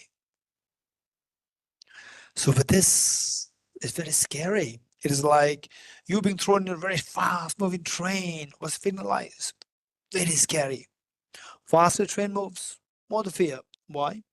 We don't know where this train is taking us. Who decides where this train is taking us? It's decided by the train driver. And if the driver is your mother, no doubt will take you to a picnic spot. But if the driver is the terrorist, or the driver is under the dictate of the demons or the terrorists, no doubt it'll take you to the slaughterhouse. In that case, the driver is our mind. And our mind is unfortunately it's under dictate of the two terrorists, self-grasping ignorance and self-centered attitude. As long as we have these two terrorists determining our mind, the movement of the mind, it'll only take us to the misery, to the misery, to the greater miseries. This is the tears of samsara. This is reality. It's not you are not the only person, but everyone in samsara. They are being driven by these two demons, self-grasping and self-centered attitude. So, as long as our mind is driven by the worst of the contaminations, self-grasping ignorance, complemented by self-centered attitude, they'll only take us to miseries, misery of sickness, aging, death, tension, depression, anxiety, anguish, the pain of losing the dear ones, and more technically, the suffering change, and a pervasive condition suffering. And one moment of such a tragedy is good enough to nullify all the past experiences of the merriments, festivities, birthday parties, wedding ceremonies, and so forth. This is reality. It just shatters. One moment of such a tragedy shatters everything to pieces. See, it makes us see the world as so gloomy and so hopeless, so painful. Yes, this is what the Buddha indicated as all contaminated things of suffering nature. Yes, that's true. So 2022 is stopped automatically. So when will these problems stop? They will never stop unless until we put concerted effort. Effort like what? A remedy to overcome these problems. What remedy? To remedy the cause of these problems. What is the cause of this problem? Ultimately, the cause of problems is the ignorance. How to get into this ignorance? By resorting to wisdom. What is wisdom? Wisdom is a discerning mind whose apprehension of the object tallies with the reality. What's the reality? The reality is that everything is like a dream. The way and the manner in which Avalokiteshvara they taught in Heart Sutra, everything is like a dream. Wake up from the dream, and all the fears, the nightmare will stop. Likewise, wake up from the sleep of ignorance, and all the nightmare of samsara will stop. Okay, so how can I know the dreamlike nature of phenomena? This is what the Buddha indicated as the third seal, that everything is the nature of emptiness, selflessness. Okay, let's quickly meditate on emptiness. It's going to be guided, and some of you are from Nanda Master's Course Batch 1, which means that you are well introduced to the concept of the dreamlike nature, emptiness nature, and many of us are new to this concept. Don't worry, I'm going to just give you a very simple guideline or the instruction. You try to follow the instruction and just see, even though it be just a similitude, just of the facade of the meditation emptiness, it doesn't matter. Still, we are very fortunate, meritorious, even to hear the word emptiness, waking up from sleep of ignorance. Okay. What are you doing? I'm meditating. What is your body doing? My body is in a meditative state. And how does this person appear to you? Who you identify as I? How does the person appear to you? Like a dream, or as so objectively, as opposed to being a dream, as so objectively objectified there? Of course, so objectively there. This belief that this self exists objectively real, not like a dream, this is known as self-grasping ignorance. And how do we know that this belief is not a valid mind, that this is ignorance? How do we know this? Yes, if the self does exist as subjectively, as opposed to being like a dream, remember what Arjuna taught. If the mirage were to be water, why not those close by the mirage see water? If the self, with a similar token of the reasoning, if the self were to exist objectively, why don't I see the self as I go closer to its object? Going closer to its object, this is technically what we call as the subjecting the self to ultimate analysis. And of course, to some of you, this is very alien concept, but for those from NMC 1 and NMC 2, NTC 1 to 3, for you, this is something and a living experience. You know what it is. Subjecting the self to ultimate analysis, we just ignore all those things which are not the self, because you're looking for the objective existing self. Subjective self to ultimate analysis, we initially see very thin layers of skin of a body. Behind that, the fatty tissues. Behind that, the cartilages, the muscles. And alongside, the bones, whole skeleton, the heart, the lungs, the liver, spleen, pancreas, gallbladder. And these solid parts constitute the element earth. None of the element earth is to be identified as objectively as the self. Yes, that's true. Next element of water, 4 liters of blood, which is pumped in and out by the heart to the different parts of the body. Of course, that is not to be identified as the subjective as the self. Element of fire, 2,600 joules of energy that our body contains. Of course, that is not the self. Element of air, 4.6 liters of air that you breathe in and out through your lungs. Of course, that's also not this I. Element of space, 99.9% of our body is made of space. The space occupied between the nucleus and the electrons is so vast in comparison with the space occupied by the nucleus themselves and the electrons. So essentially, our body is like a vacuum. But I'm a solid person. I'm not a vacuum. The space is a vacuum. What is left now? Element of consciousness, or the element of mind. If this element of consciousness of mind is also not me, I'm a male, I'm a female. And this gender, that mind does not have a gender. Gender is posited on the basis of the body. And also that people can see me. People cannot see my mind. So the element of consciousness or the element of mind is also not the self. Okay, now, say you have come too close to the self, subjecting the subjecting the self-assessment analysis, you just see what you see. You just see the 6 elements. Okay, which of the 6 elements to be identified as intrinsically as the one, objective as the one? None. If you're very sure of this, you've understood the essence of understanding the emptiness of the objects being intrinsically one with its parts. If none of these 6 elements is self, remove these 6 elements to see if the self exists as intrinsically as different from these 6 elements. Remove the 6 elements, what happens? Nothing is left there, it's just vacuum. If you're very certain of this, you have understood the essential understanding, the emptiness of objects being intrinsically different from its parts. So these are only 2 possibilities for self to exist as intrinsically real, as objective reals. Given that both the possibilities are ruled out, the self exists objectively is automatically discarded, eliminated. Okay, now, where is the self?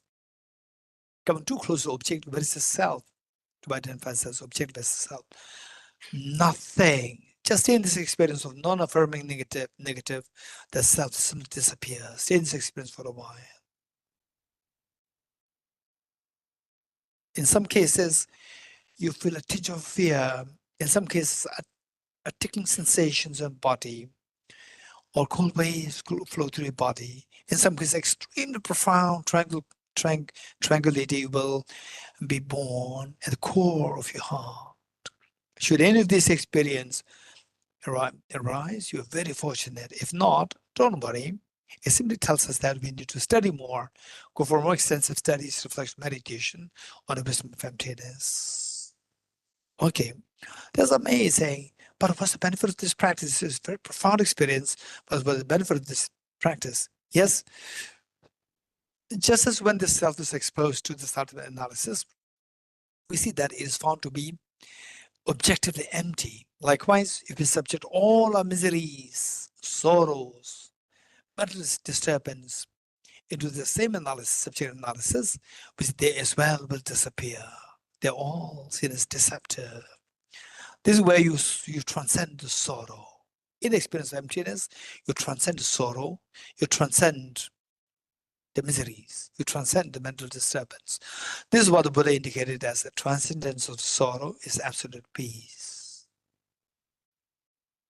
Stay in this experience for a while.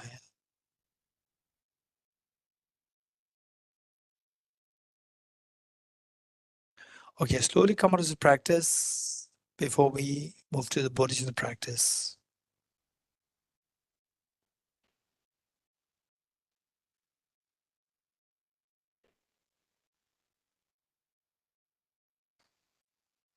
Okay, ready? Bodhicitta. Given that we don't have much time, okay, we do this only once in a while. So we'll do all the 4 immeasurables. All the 4 immeasurables.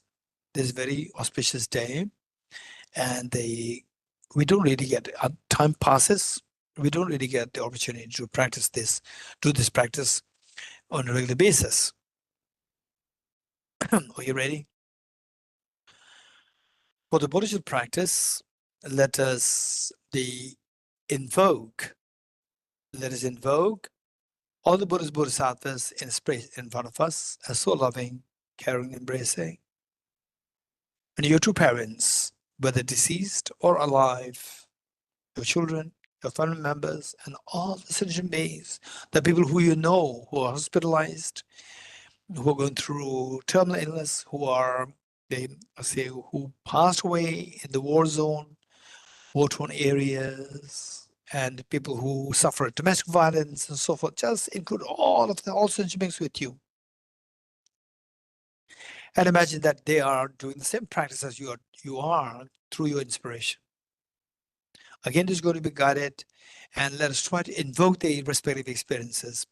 And for information, at times, what you do may turn out to be so superficial. It doesn't matter. So this is why this is known as a practice. It's a training. It's like practicing the music, the keyboard, playing the keyboard. Even if you mimic the teachers which keys to press, but you only create noise rather than music. And through constant practice, gradually and more melodious music comes out. So this is the meaning of the practice. Okay, with this in mind, let us invoke all Buddhas, Bodhisattvas, your parents, your children, all of them members, all demons and beings with you, leaving them aside. Immeasurable loving kindness.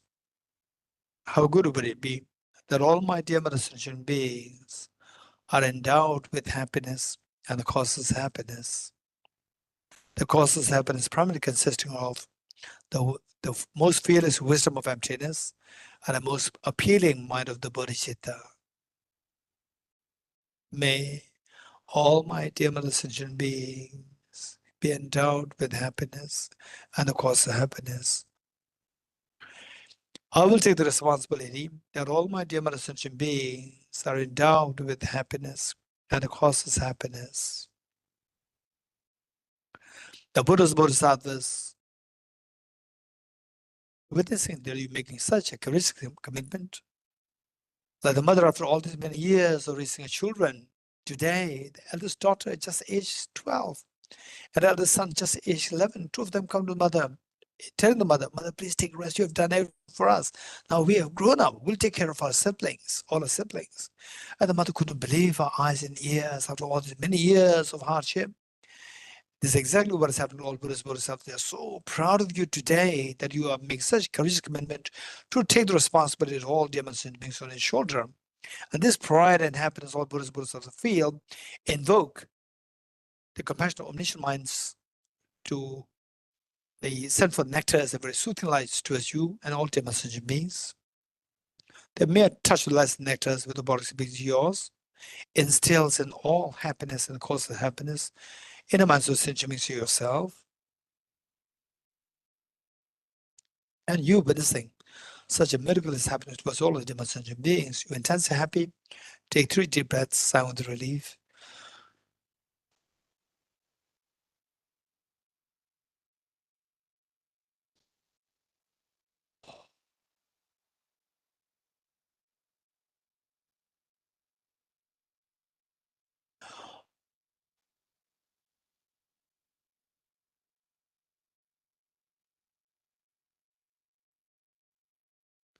Immeasurable compassion.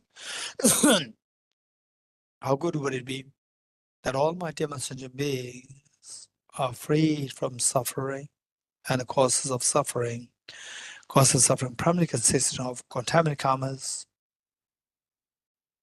gross afflictions, inappropriate attention, and self-grasping ignorance complemented by self-centered attitude. May all my demons and beings be freed from suffering and the cause of suffering. I will take the responsibility that all my demons and beings are freed from suffering and the cause of suffering. The Buddhas, the Bodhisattvas, witnessing that if you are making such a courageous commitment, the intense happiness and proud of you, this pride and happiness invoke their compassionate omniscient minds to ascend for nectars of very soothing lights towards you and all demons and beings. The mere touch of lights and nectars with the bodies beings yours washes away all the miseries and the cause of miseries from the minds of sentient beings yourself. And you witnessing such a miracle is happening towards all of the demons and beings. You're intensely happy. Take 3 deep breaths, sigh with relief.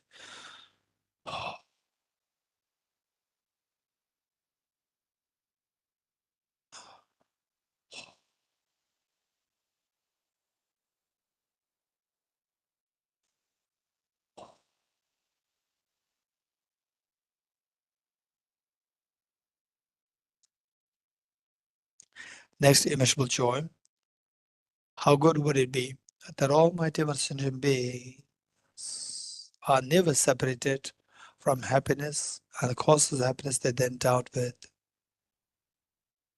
May all my demons and beings never be separated from happiness and the causes of happiness they then endowed with. I will take the responsibility that all my demons and beings are never separated from happiness and the causes of happiness they then endowed with. The Buddha's Bodhisattva is witnessing that you make such a courageous commitment, they're intensely happy and proud of you. This pride and happiness invoke the compassion of omniscient minds to ascend for nectars of soothing lights towards you and all demons and beings. The mere touch of lights and nectars with the bodhicitta beings yours stabilizes the happiness and causes the happiness that they're being sent out with. And you witnessing such a miracle is happening to us all the demonstration beings. You're intense happy. Take 3 deep breaths, sigh with relief.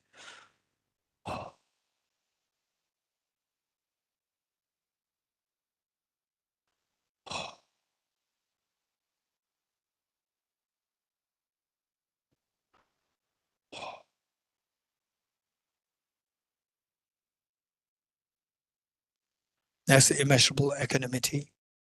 How good would it be that all my demonstration beings are freed from the biased attitude of excessive attachment with some and aversion towards others, and instead abide in the great state of equanimity, embracing all other demonstration beings equally, leaving none aside.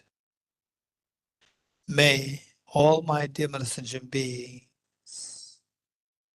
be freed from the biased attitude of excessive attachment towards some and aversion towards others.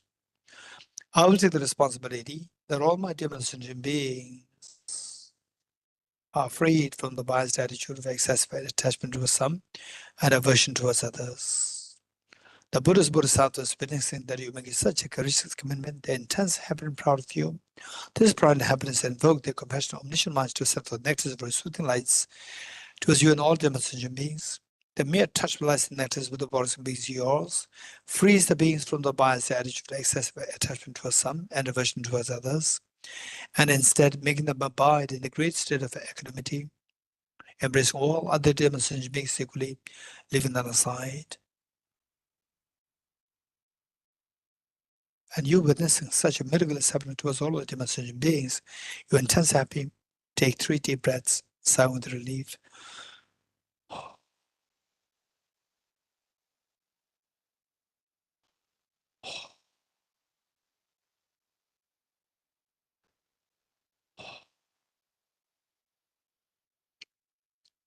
Underscoring all the four immeasurables is the unconditional love towards all the beings. And today, on this auspicious, extremely sacred day of Lama Tsongkhapa's anniversary, we are so fortunate just about this experience of the unconditional love towards all the beings. And imagine that you're looking at the eyes of each of the sentient beings to the extent that each one of them feels themselves as so special in your eyes.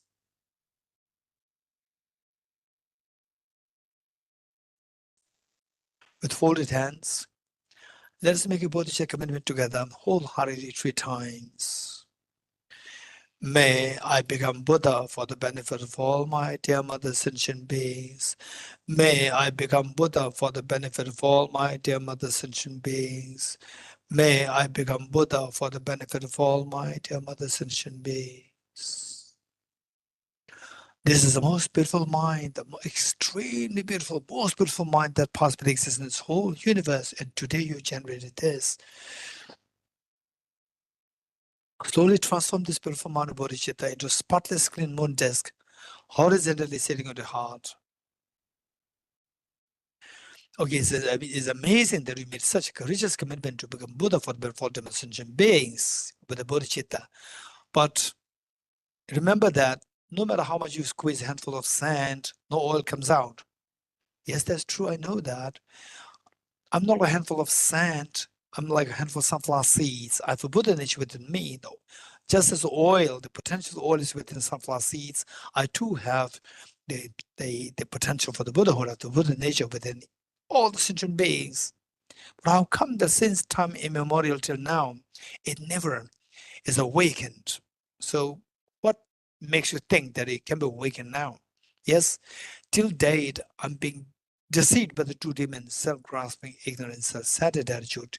Today, I'm disillusioned by these 2. I'm going to do everything to exterminate these 2 demons so that all the other mental defilements, afflictive obscurations, cognitive obscurations, all will be got rid of, and the beautiful gold like Buddha nature will become manifest, so pure, glowing.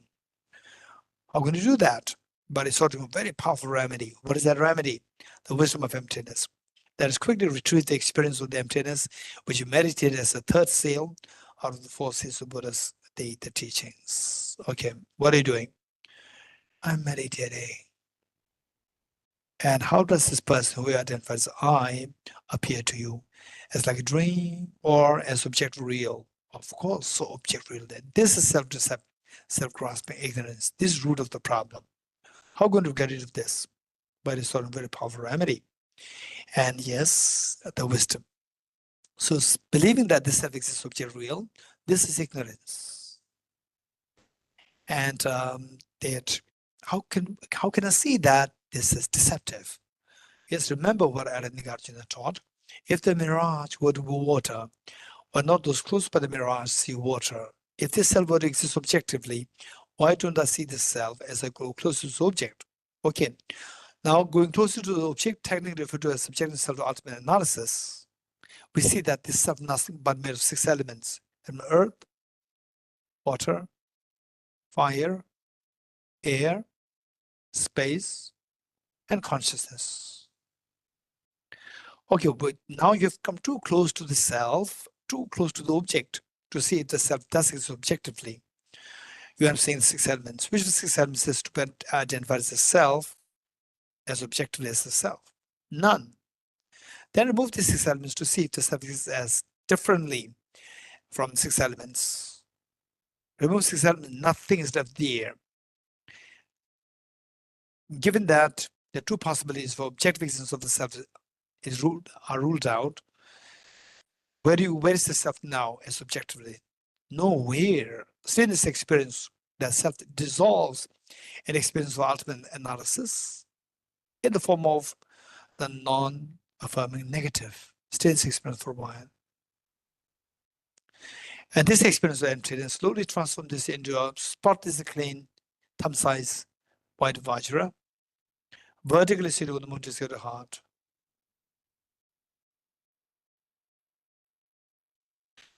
Okay, you are so fortunate. Today, on the sacred day of Lama Tsongkhapa's anniversary, you have generated this, the non-dual, the blaze of non-dual bodhicittas within you.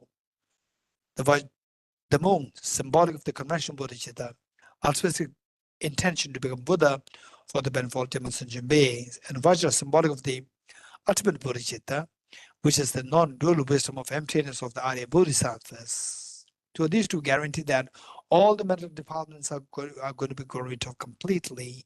Thereby, you're going to experience the total fearlessness and infinite happiness. Okay, that's amazing. Meanwhile, let's not forget your 2 parents, your children, all family members, all dear sentient beings. They are suffering terribly with shedding tears after tears after tears. Yes, invoking incredible compassion towards them. This compassion that you invoke this compassion, then the invokes this Vajramuni to heart to multiply infinite number of times. Share one side of the Vajra moon with your mother at her heart, one side with your father, one side with each one of your children, with your family members, each of the human beings, animals, insects, hungry ghosts, hell beings, god and goddess, spirits, gandharvas, each of the beings here in your own country, in the world, in the entire Milky Way galaxy, and the entire universe, everyone in the wilderness, in the oceans, everywhere. Amazing. So meanwhile, let us also not forget that all the Buddhist Bodhisattvas are watching us, and they are so happy. Yes, why not we invite all the Buddhist Bodhisattvas to be the witness as well as our guests to our undertaking the ceremony of taking the aspiration Bodhisattva vow. As a gesture of making this request, let us slowly stand to make 3 prostrations, and while standing up, imagine that all sentient beings stand up with you to make 3 prostrations to all Buddhist Bodhisattvas.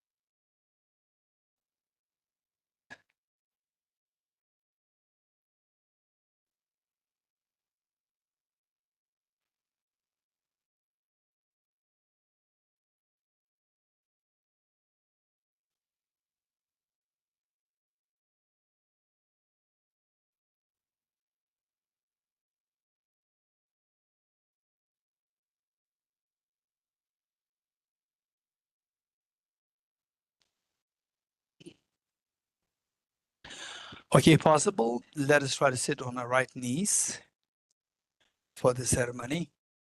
Yeah. Voila. The Bodhicitta University.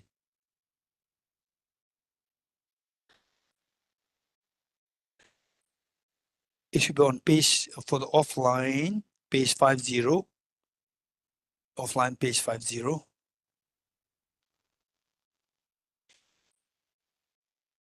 Oh, there, under it.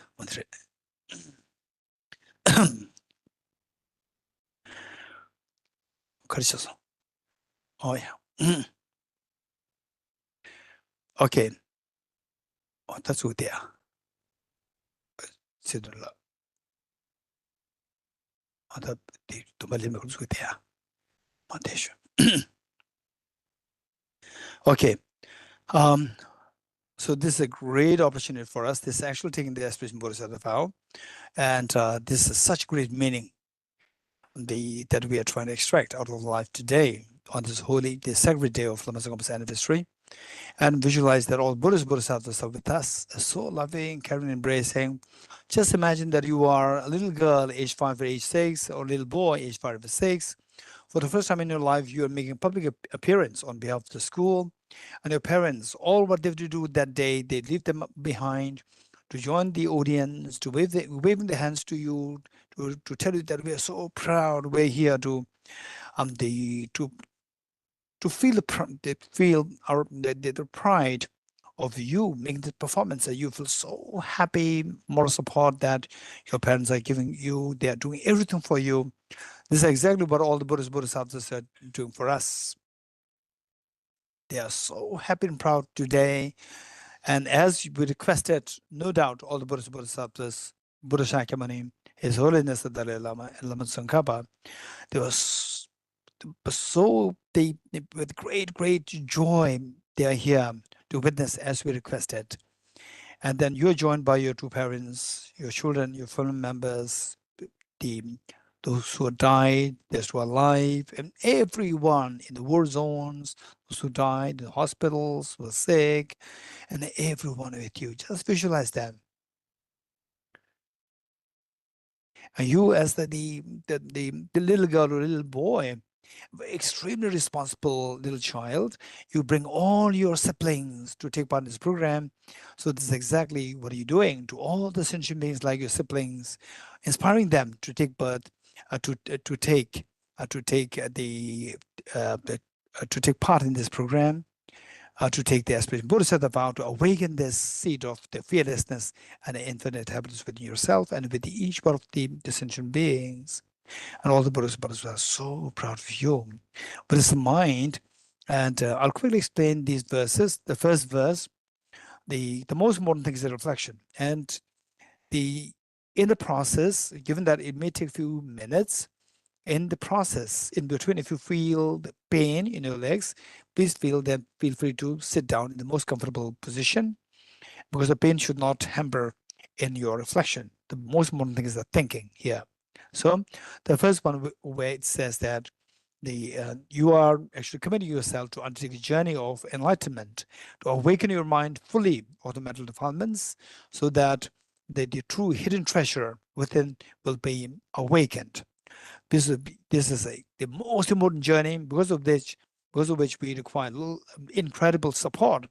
And the greatest support that we can think of in this universe are the Triple Gem. So first line says, go for refuge, the Triple Gem. And then this journey involves a road. The road is not the external road, it's your own mind.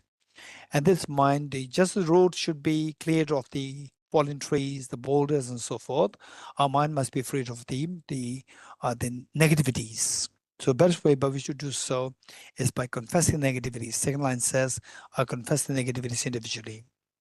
And then now the road is clear, but if the car does not have fuel, again, you cannot undertake the journey. The car is none other than your own mind. Your mind should have the inner fuel of the virtues, the merits. And the best way by which to do so within a short span of time is by rejoicing in the virtues of all the beings. Third line says, rejoice in the virtues of all the beings. Okay, now the road is of great support, the road is clear, and the car is enough fuel. What kind of journey are you going to undertake? The fourth line says, I hold the precious Buddhahood in my heart, the journey of awakening your potential fully, so that it is able to fulfill the ultimate goodness, to provide the ultimate goodness for yourself and the ultimate goodness for all the sentient beings. Okay, let's say this 3 times wholeheartedly together. I go for refuge to the triple gem. I confess the negativities individually. I rejoice the virtues of all the beings. I hold the precious Buddha in my heart. I go for refuge to the triple gem. I confess the negativities individually. I rejoice the virtues of all the beings. I hold the precious Buddha in my heart. I go for refuge to the triple gem. I confess the negativities individually. I rejoice the virtues of all the beings. I hold the precious Buddha in my heart. Okay, next one is the invoking Gurus, Buddhas, Bodhisattvas to pay heed to you. And the two verses, the first one is related to the previous Buddhas, and the second verse is related to yourself. So, who succeeded in this journey of the enlightenment, unraveling the hidden treasure of full awakening, the hidden treasure of the Buddha nature? Looking at the history of humanity, we see that Prince Siddhartha succeeded. Likewise, all the Buddhas of the past, they succeeded. And how did they succeed? By creating two factors. The first one is the factor, the factor of the driving force, creating extremely powerful driving force of bodhicitta, generating the intention to become Buddha for the benefit of sentient beings. And second factor, to materialize this aspiration of the bodhicitta, they actually engage in the Buddhist practices like 6 perfections, 10 perfections, and so forth. So this is how they succeed to become Buddha now, and then they become self-reliable guide to lead all beings towards ultimate happiness. If this was the case, then I will also follow the footsteps, but I'll also create the 2 factors, bodhicitta and engage in Buddhist practices. So during third repetition, completion of third repetition, they feel the tremendous joy over having received the aspiration Bodhisattva. And anybody, and it's not that it's a vow, so therefore I'm scared to take the vows. Don't worry. Anybody who commits themselves, and there's no special commitment, but if at all you want to hold some commitment, that from today onwards, I'll try my best not to harm others. If possible, I'll try to help others. If this much you can commit yourself, you're entitled. Whether you're Buddhist or not, it doesn't matter. Anybody can take part in this aspiration Bodhisattva vow. Okay, together 3 times. Gurus, Buddhas, and Bodhisattvas, please pay heed to me. Just as the previous Buddhas have generated the mind of Bodhicitta, and just as they successfully dwelt in the Bodhisattva practices, likewise for the benefit of all sentient beings, I will generate the mind of Bodhicitta, and avoid shall I too successfully train the Bodhisattva practices. Gurus, Buddhas, and Bodhisattvas, please pay heed to me. Just as previous Buddhas have generated the mind of Bodhicitta, and just as they successfully dwelt in the Bodhisattva practices, likewise for the benefit of all sentient beings, I will generate the mind of Bodhicitta, and otherwise shall I too successfully train the Bodhisattva practices. Gurus, Buddhas, and Bodhisattvas, please pay heed to me. Just as previous Buddhas have generated the mind of Bodhicitta, and just as they successfully dwelt in the Bodhisattva practices, likewise for the benefit of all sentient beings, I will generate the mind of Bodhicitta, and otherwise shall I too successfully train the Bodhisattva practices. Feel the joy over having received the aspect Bodhisattva vow. This is extremely precious, very fortunate. And all the Buddhist Bodhisattvas, they have been just paying attention to you as you requested. They really pay heed to what we did. They're so happy and proud of you. And said that, so this, the pride and happiness the Buddhist Bodhisattvas feel, invoke the Vajra moon at their hearts in full-fledged form to multiply infinite number of times. Like rain shower, they descend to merge with the one that visualizes to the heart, thereby becoming non-dual, stabilized, and blessed. Likewise, all the replicas of Buddha, the Vajra moon from the Buddhist Bodhisattvas, they descend to merge with the one that visualizes the heart of your mother, and the heart of your father, and the heart of each one of your children, your family members, each essential beings in your country, in the world, in the entire universe, every creature in the wilderness, every creature in the oceans, everyone, thereby becoming non-dual, blessed, and stabilized. Amazing. This is the greatest the gift that we are offering to all sentient beings, to all the demon sentient beings, the deceased, to all the deceased, to all those who are living, to everyone. And of all the offerings, the Buddha made it very clear that One moment of generating compassion far excels the offering of the whole universe filled with gems and offered to all bodhisattvas. If this were the case, what I mentioned of our having taken as been bodhisattva today, so you have made the greatest offering to all the bodhisattvas. And of your life, you see this greatest of the purpose and the meaning. And this extremely the meaningful, and you have given such meaning to your life today. And there's all this happens because of the kindness of all the Buddhist bodhisattvas, as a gesture of thanking all the Buddhist bodhisattvas. Along with all their messenger beings, let us slowly stand up to make true prostrations to all Buddhist bodhisattvas.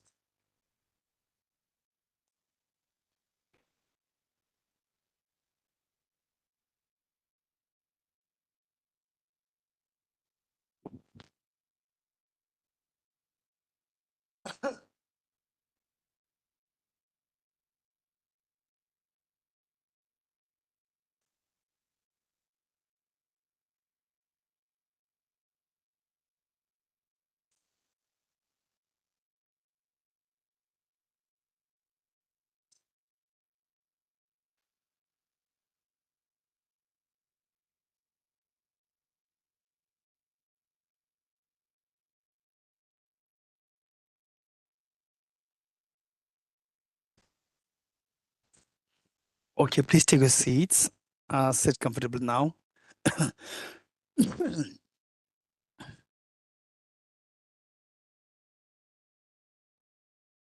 Okay, we're on page 51.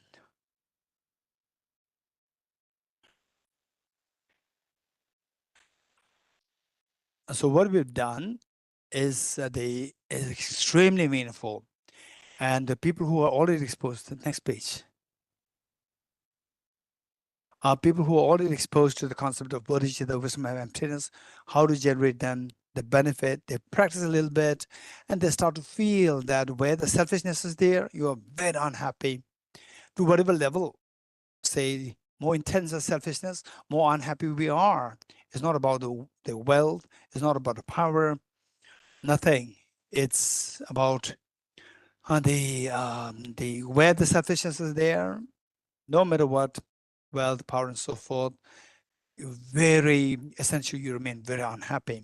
So who's ever put a little bit of effort, page 51, who's ever put a little bit of effort in the say combating the selfishness, combating this self-grasping ignorance, self-centered attitude, we see that you become happier. This is reality. So with this, the acknowledgement, we turn to page 51 to make sure that even in future lives, we come in contact with this teaching.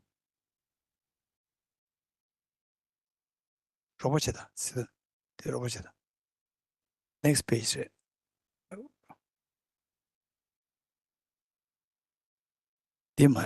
Next page.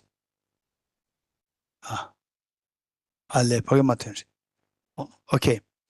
So there's little, because of, I think what is that? The WebEx update, the many features are added, and then some features are slowed down. So therefore, the change in the screen takes time. Yes. Okay. Page 51. To make sure that in the future lifetimes we meet with these teachings, this is so precious. Just believe it or not. Say in this world, say how many people ever heard about universal compassion? To really take care of one's, to take care of your enemies also. So where do you find such teachings? This is so rare. And where do you find such teachings to see everything is like a dream, including the self, including the mind?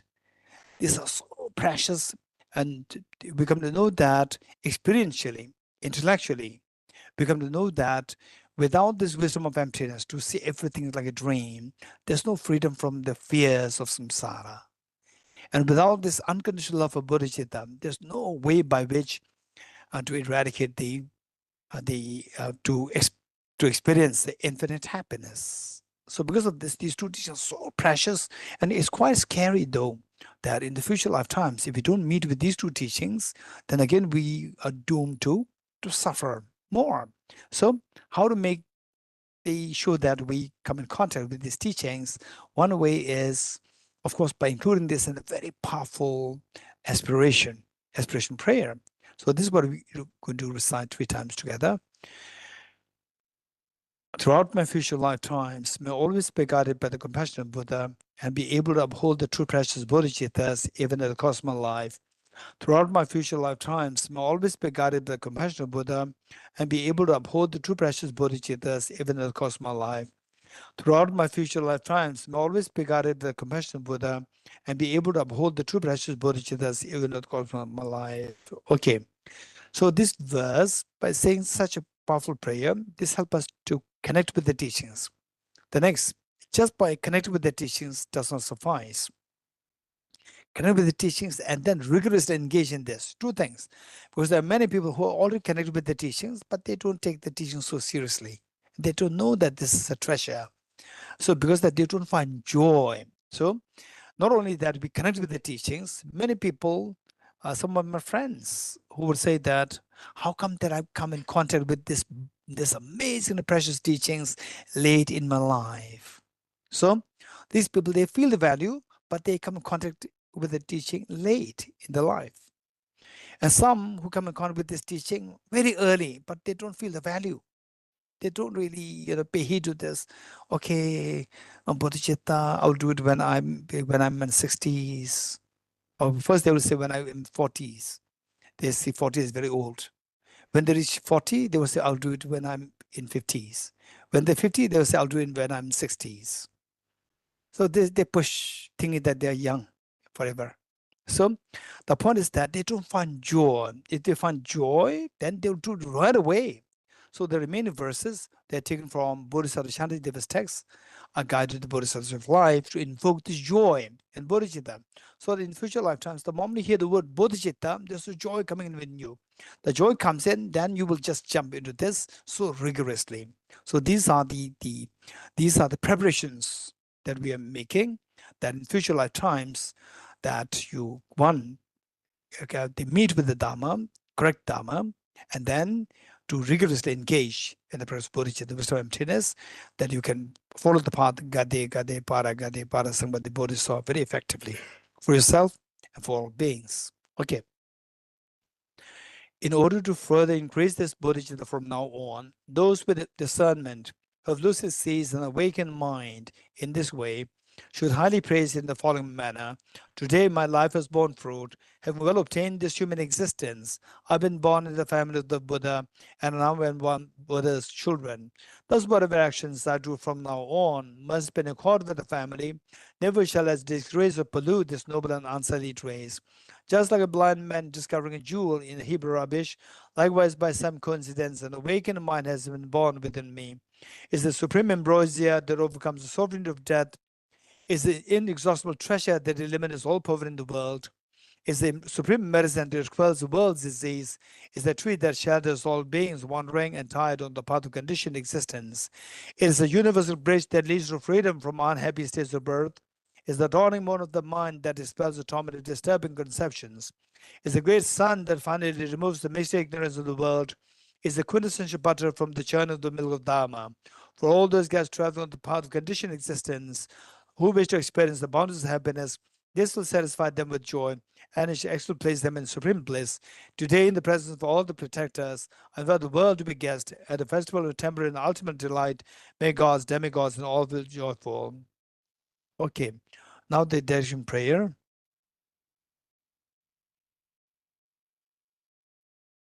Okay, dedication prayer is on Demare.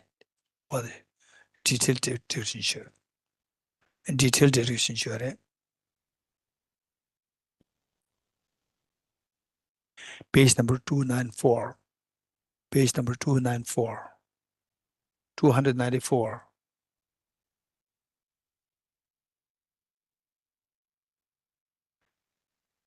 Pet Matanda.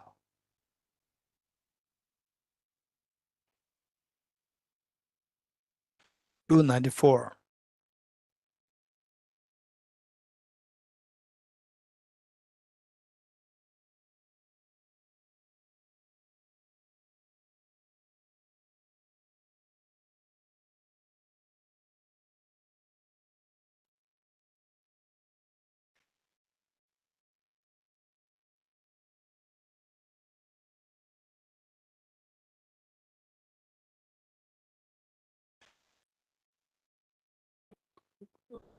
공거了冲写的294嘞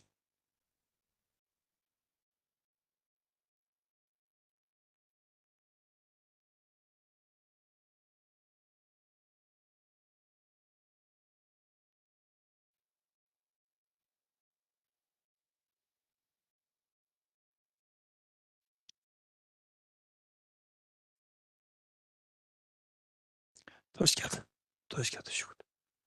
Tosh ki 5 number tosh geldi. Kazırdı. İlahi mekana değil. Bir de bu. Tosh geldi hani. Kumbalı çoğunda koş. Çumbu cemdi. Okay. Direction prayer.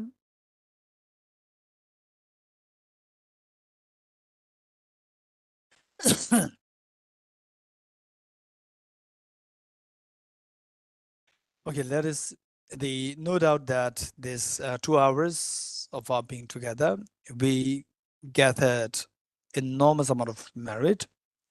Let us pray that the dedicated merits that's gathered, that His Holiness the Dalai Lama, the true source of joy and happiness on this earth today, that he lives long and that his wishes be fulfilled spontaneously, particularly his aspiration, his dream, his vision of the universal ethics for the world, for the well-being of the world, today taking the shape of sea learning, social, emotional, ethical learning. May it be embraced by as many universities, educational institutions, and the countries, and eventually UNO, that the world will, the future of the world will be a different world where everybody embraces each other rather than pushing the others away from the self, embracing each other. All the leaders come together in harmony, in friendship, in the spirit of brotherhood and sisterhood, and supporting each other rather than destroying each other in wars. So let this dream of His Holiness come true for the world very soon. But the future leaders, young leaders, growing out of this, the program of the universal ethics, today taking the shape of social, emotional, ethical learning, sea learning.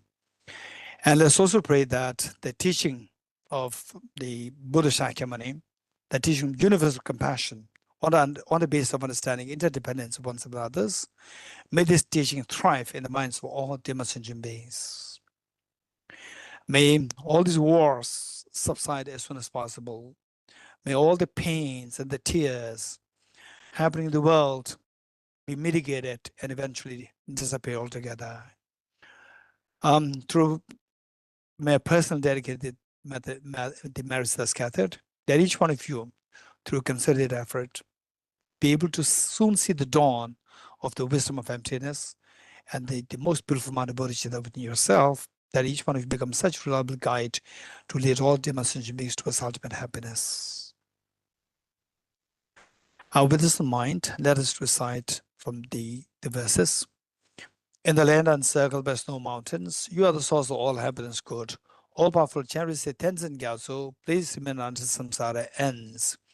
Just as the brave Manjushri and some of the brother too realize things there are, also they may follow the perfect example. I did all these rules of virtue with the direction praised as the best by all the Buddhas who appeared in 3 times, so that I might perform the noble Bodhisattva's deeds. Chanjo samjo rinpoche ma ge ba nam ge gyoro che ge ba nyam ba me ba ya kone kondo pe ma sho. May the Supreme Bodhicitta that has not arisen arise and grow, and may that which is but increase forevermore. As long as space remains, as long as until then may I too remain to dispel misery. Due to the merits of these virtuous actions, may I quit attain the state of a Guru Buddha and lead all beings without exception into the enlightened state. I dedicate the merits thus gathered to trust realization that is in the prayers of all the Buddhas and the Bodhisattvas or 3 times, and to the beholding of the Dharma teaching realization. May I in all lives, through the force of this merit, never separate from the 4 wheels of the mind or vehicle, and accomplish all the stages of the path, renunciation, bodhicitta, purview, and the 2 stages. With a wish to free all beings, I shall always go for refuge to the Buddha, Dharma, and Sangha until I reach full enlightenment. May the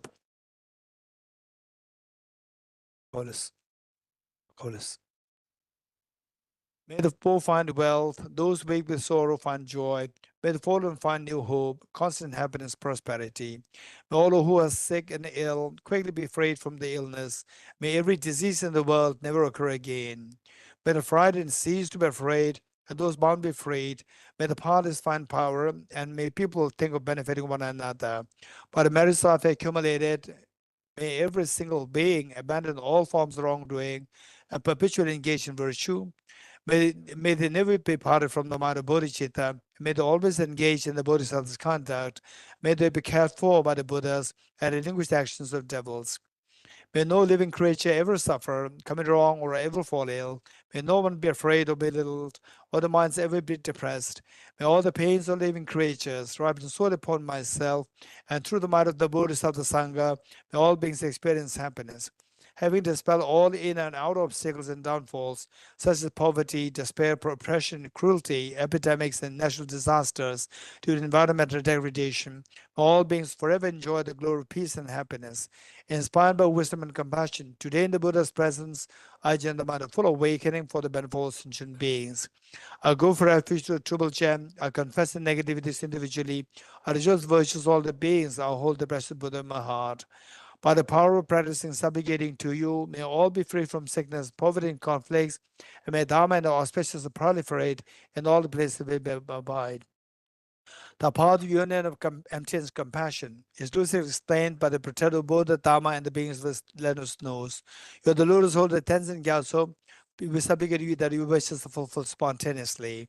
May the operations, the evil thoughts and deeds of the negative forces of humans or non-humans who harbor malice through perverted prayers against the teachings of the Buddhas be totally vanquished through the power of the truth of the jewels. By the dependent realization of the profound suchness of appearance and emptiness, together with the force of great compassion of the 3 jewels and the power of the truth, and through the virtue of the infallible law of karmas and the fruits, may this truthful prayer of ours be unhindered and quickly fulfilled. May the teachings of the beneficent one till the world's end be unshaken by the winds of all evil thoughts. May it always be met by innumerable beings who find conviction in the teacher by understanding the teaching's true nature. May I never falter even for an instant to uphold the excellent will of the sage, which illuminates the principle of dependent origination through all my births, even giving away my body and life. May I spend day and night carefully reflecting by what means can enhance this teaching achieved by the Supreme Savior through strenuous efforts over countless eons. In all my lives, never separate from perfect gurus, may enjoy the magnificent Dharma by completing the qualities of the stages and paths, I could attain the state of Vajratara. Throughout my future lifetimes, may I always be guided by the Manjushri and be able to uphold the Dharma in general and the teachings of independent origination in particular, even across my life.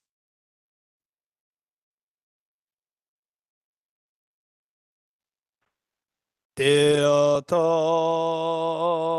Om Gati Gati Paragati Parasam Gati Bodhi Swaha Tyatha Om Gati Gati Paragati Parasamgati Bodhi Swaha Tyata Om Gati Gati Paragati Parasamgati Bodhi Swaha.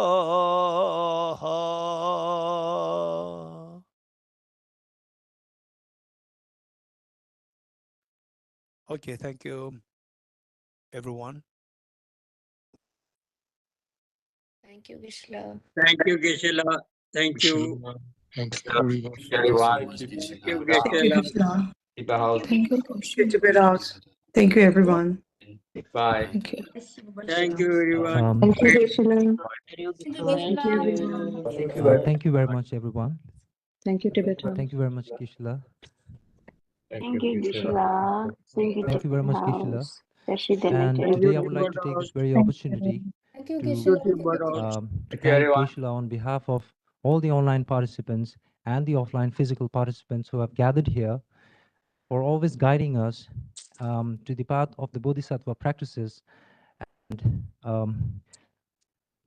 always blessing us with his compassion and lead us to the path of the enlightenment. Thank you very much, Kishla. And now I would like to request all of you to kindly remain seated. And I would like to request my colleagues, fellow colleagues, to kindly come up and we'll do the soak distribution for the offline participants.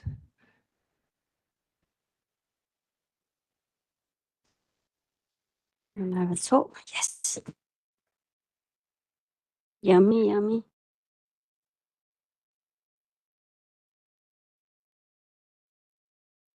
And while my colleagues are distributing the soak, I would like to make a small announcement that on December 17, 2023, at 6 p.m.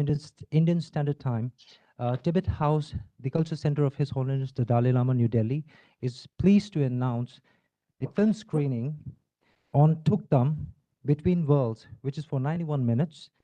It is a documentary film by Mr. Donald Coleman, and I would like to give you a short synopsis about the film. It is tend to think of death as something clear-cut, and that medical science has it nearly figured out. This documentary features challenges such assumptions through its exploration of a phenomenon that blurs life and death to an unprecedented degree. In what Tibetan Buddhists Buddhists call Tukdam, advanced meditators die in a consciously controlled manner in meditation. Though dead according to biomedical standards, they often remain sitting upright in meditation posture. So this is the short synopsis about the film Tukdam.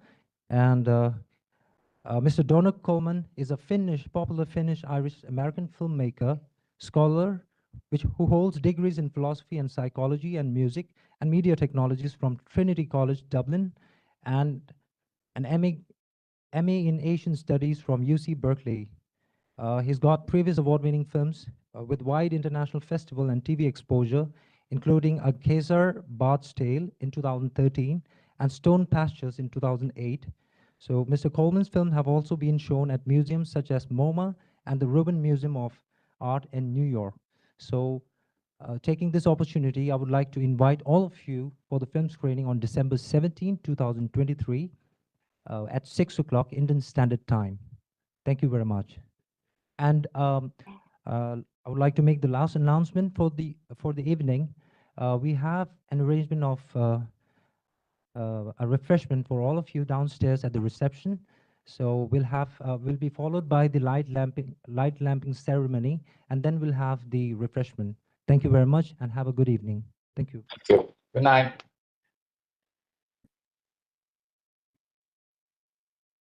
Thank you, Venerable Geshla. Thank you, everyone. Thank you, everybody. Thank you, everyone. Thank you, everybody. Everybody is requested to kindly go to the garden area for the light lamping ceremony. Thank you. Thank you. Thank to everybody.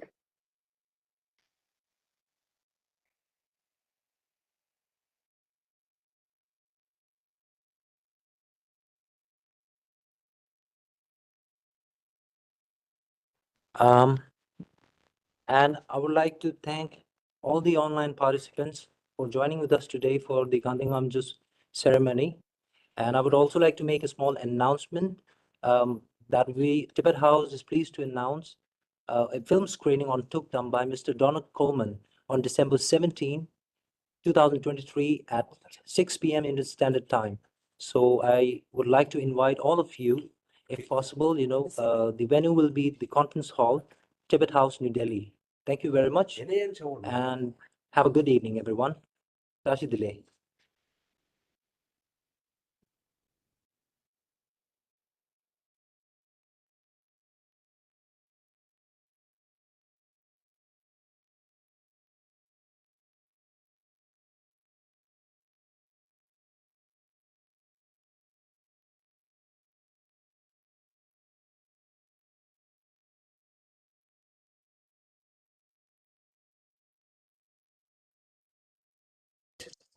Thank you, everyone, and see you again in the next Bodhicitta day. Thank you, Tashi Dile. Thank you, Tatiana La. Thank you, Bemla. Thank you all for joining with us. Thank you.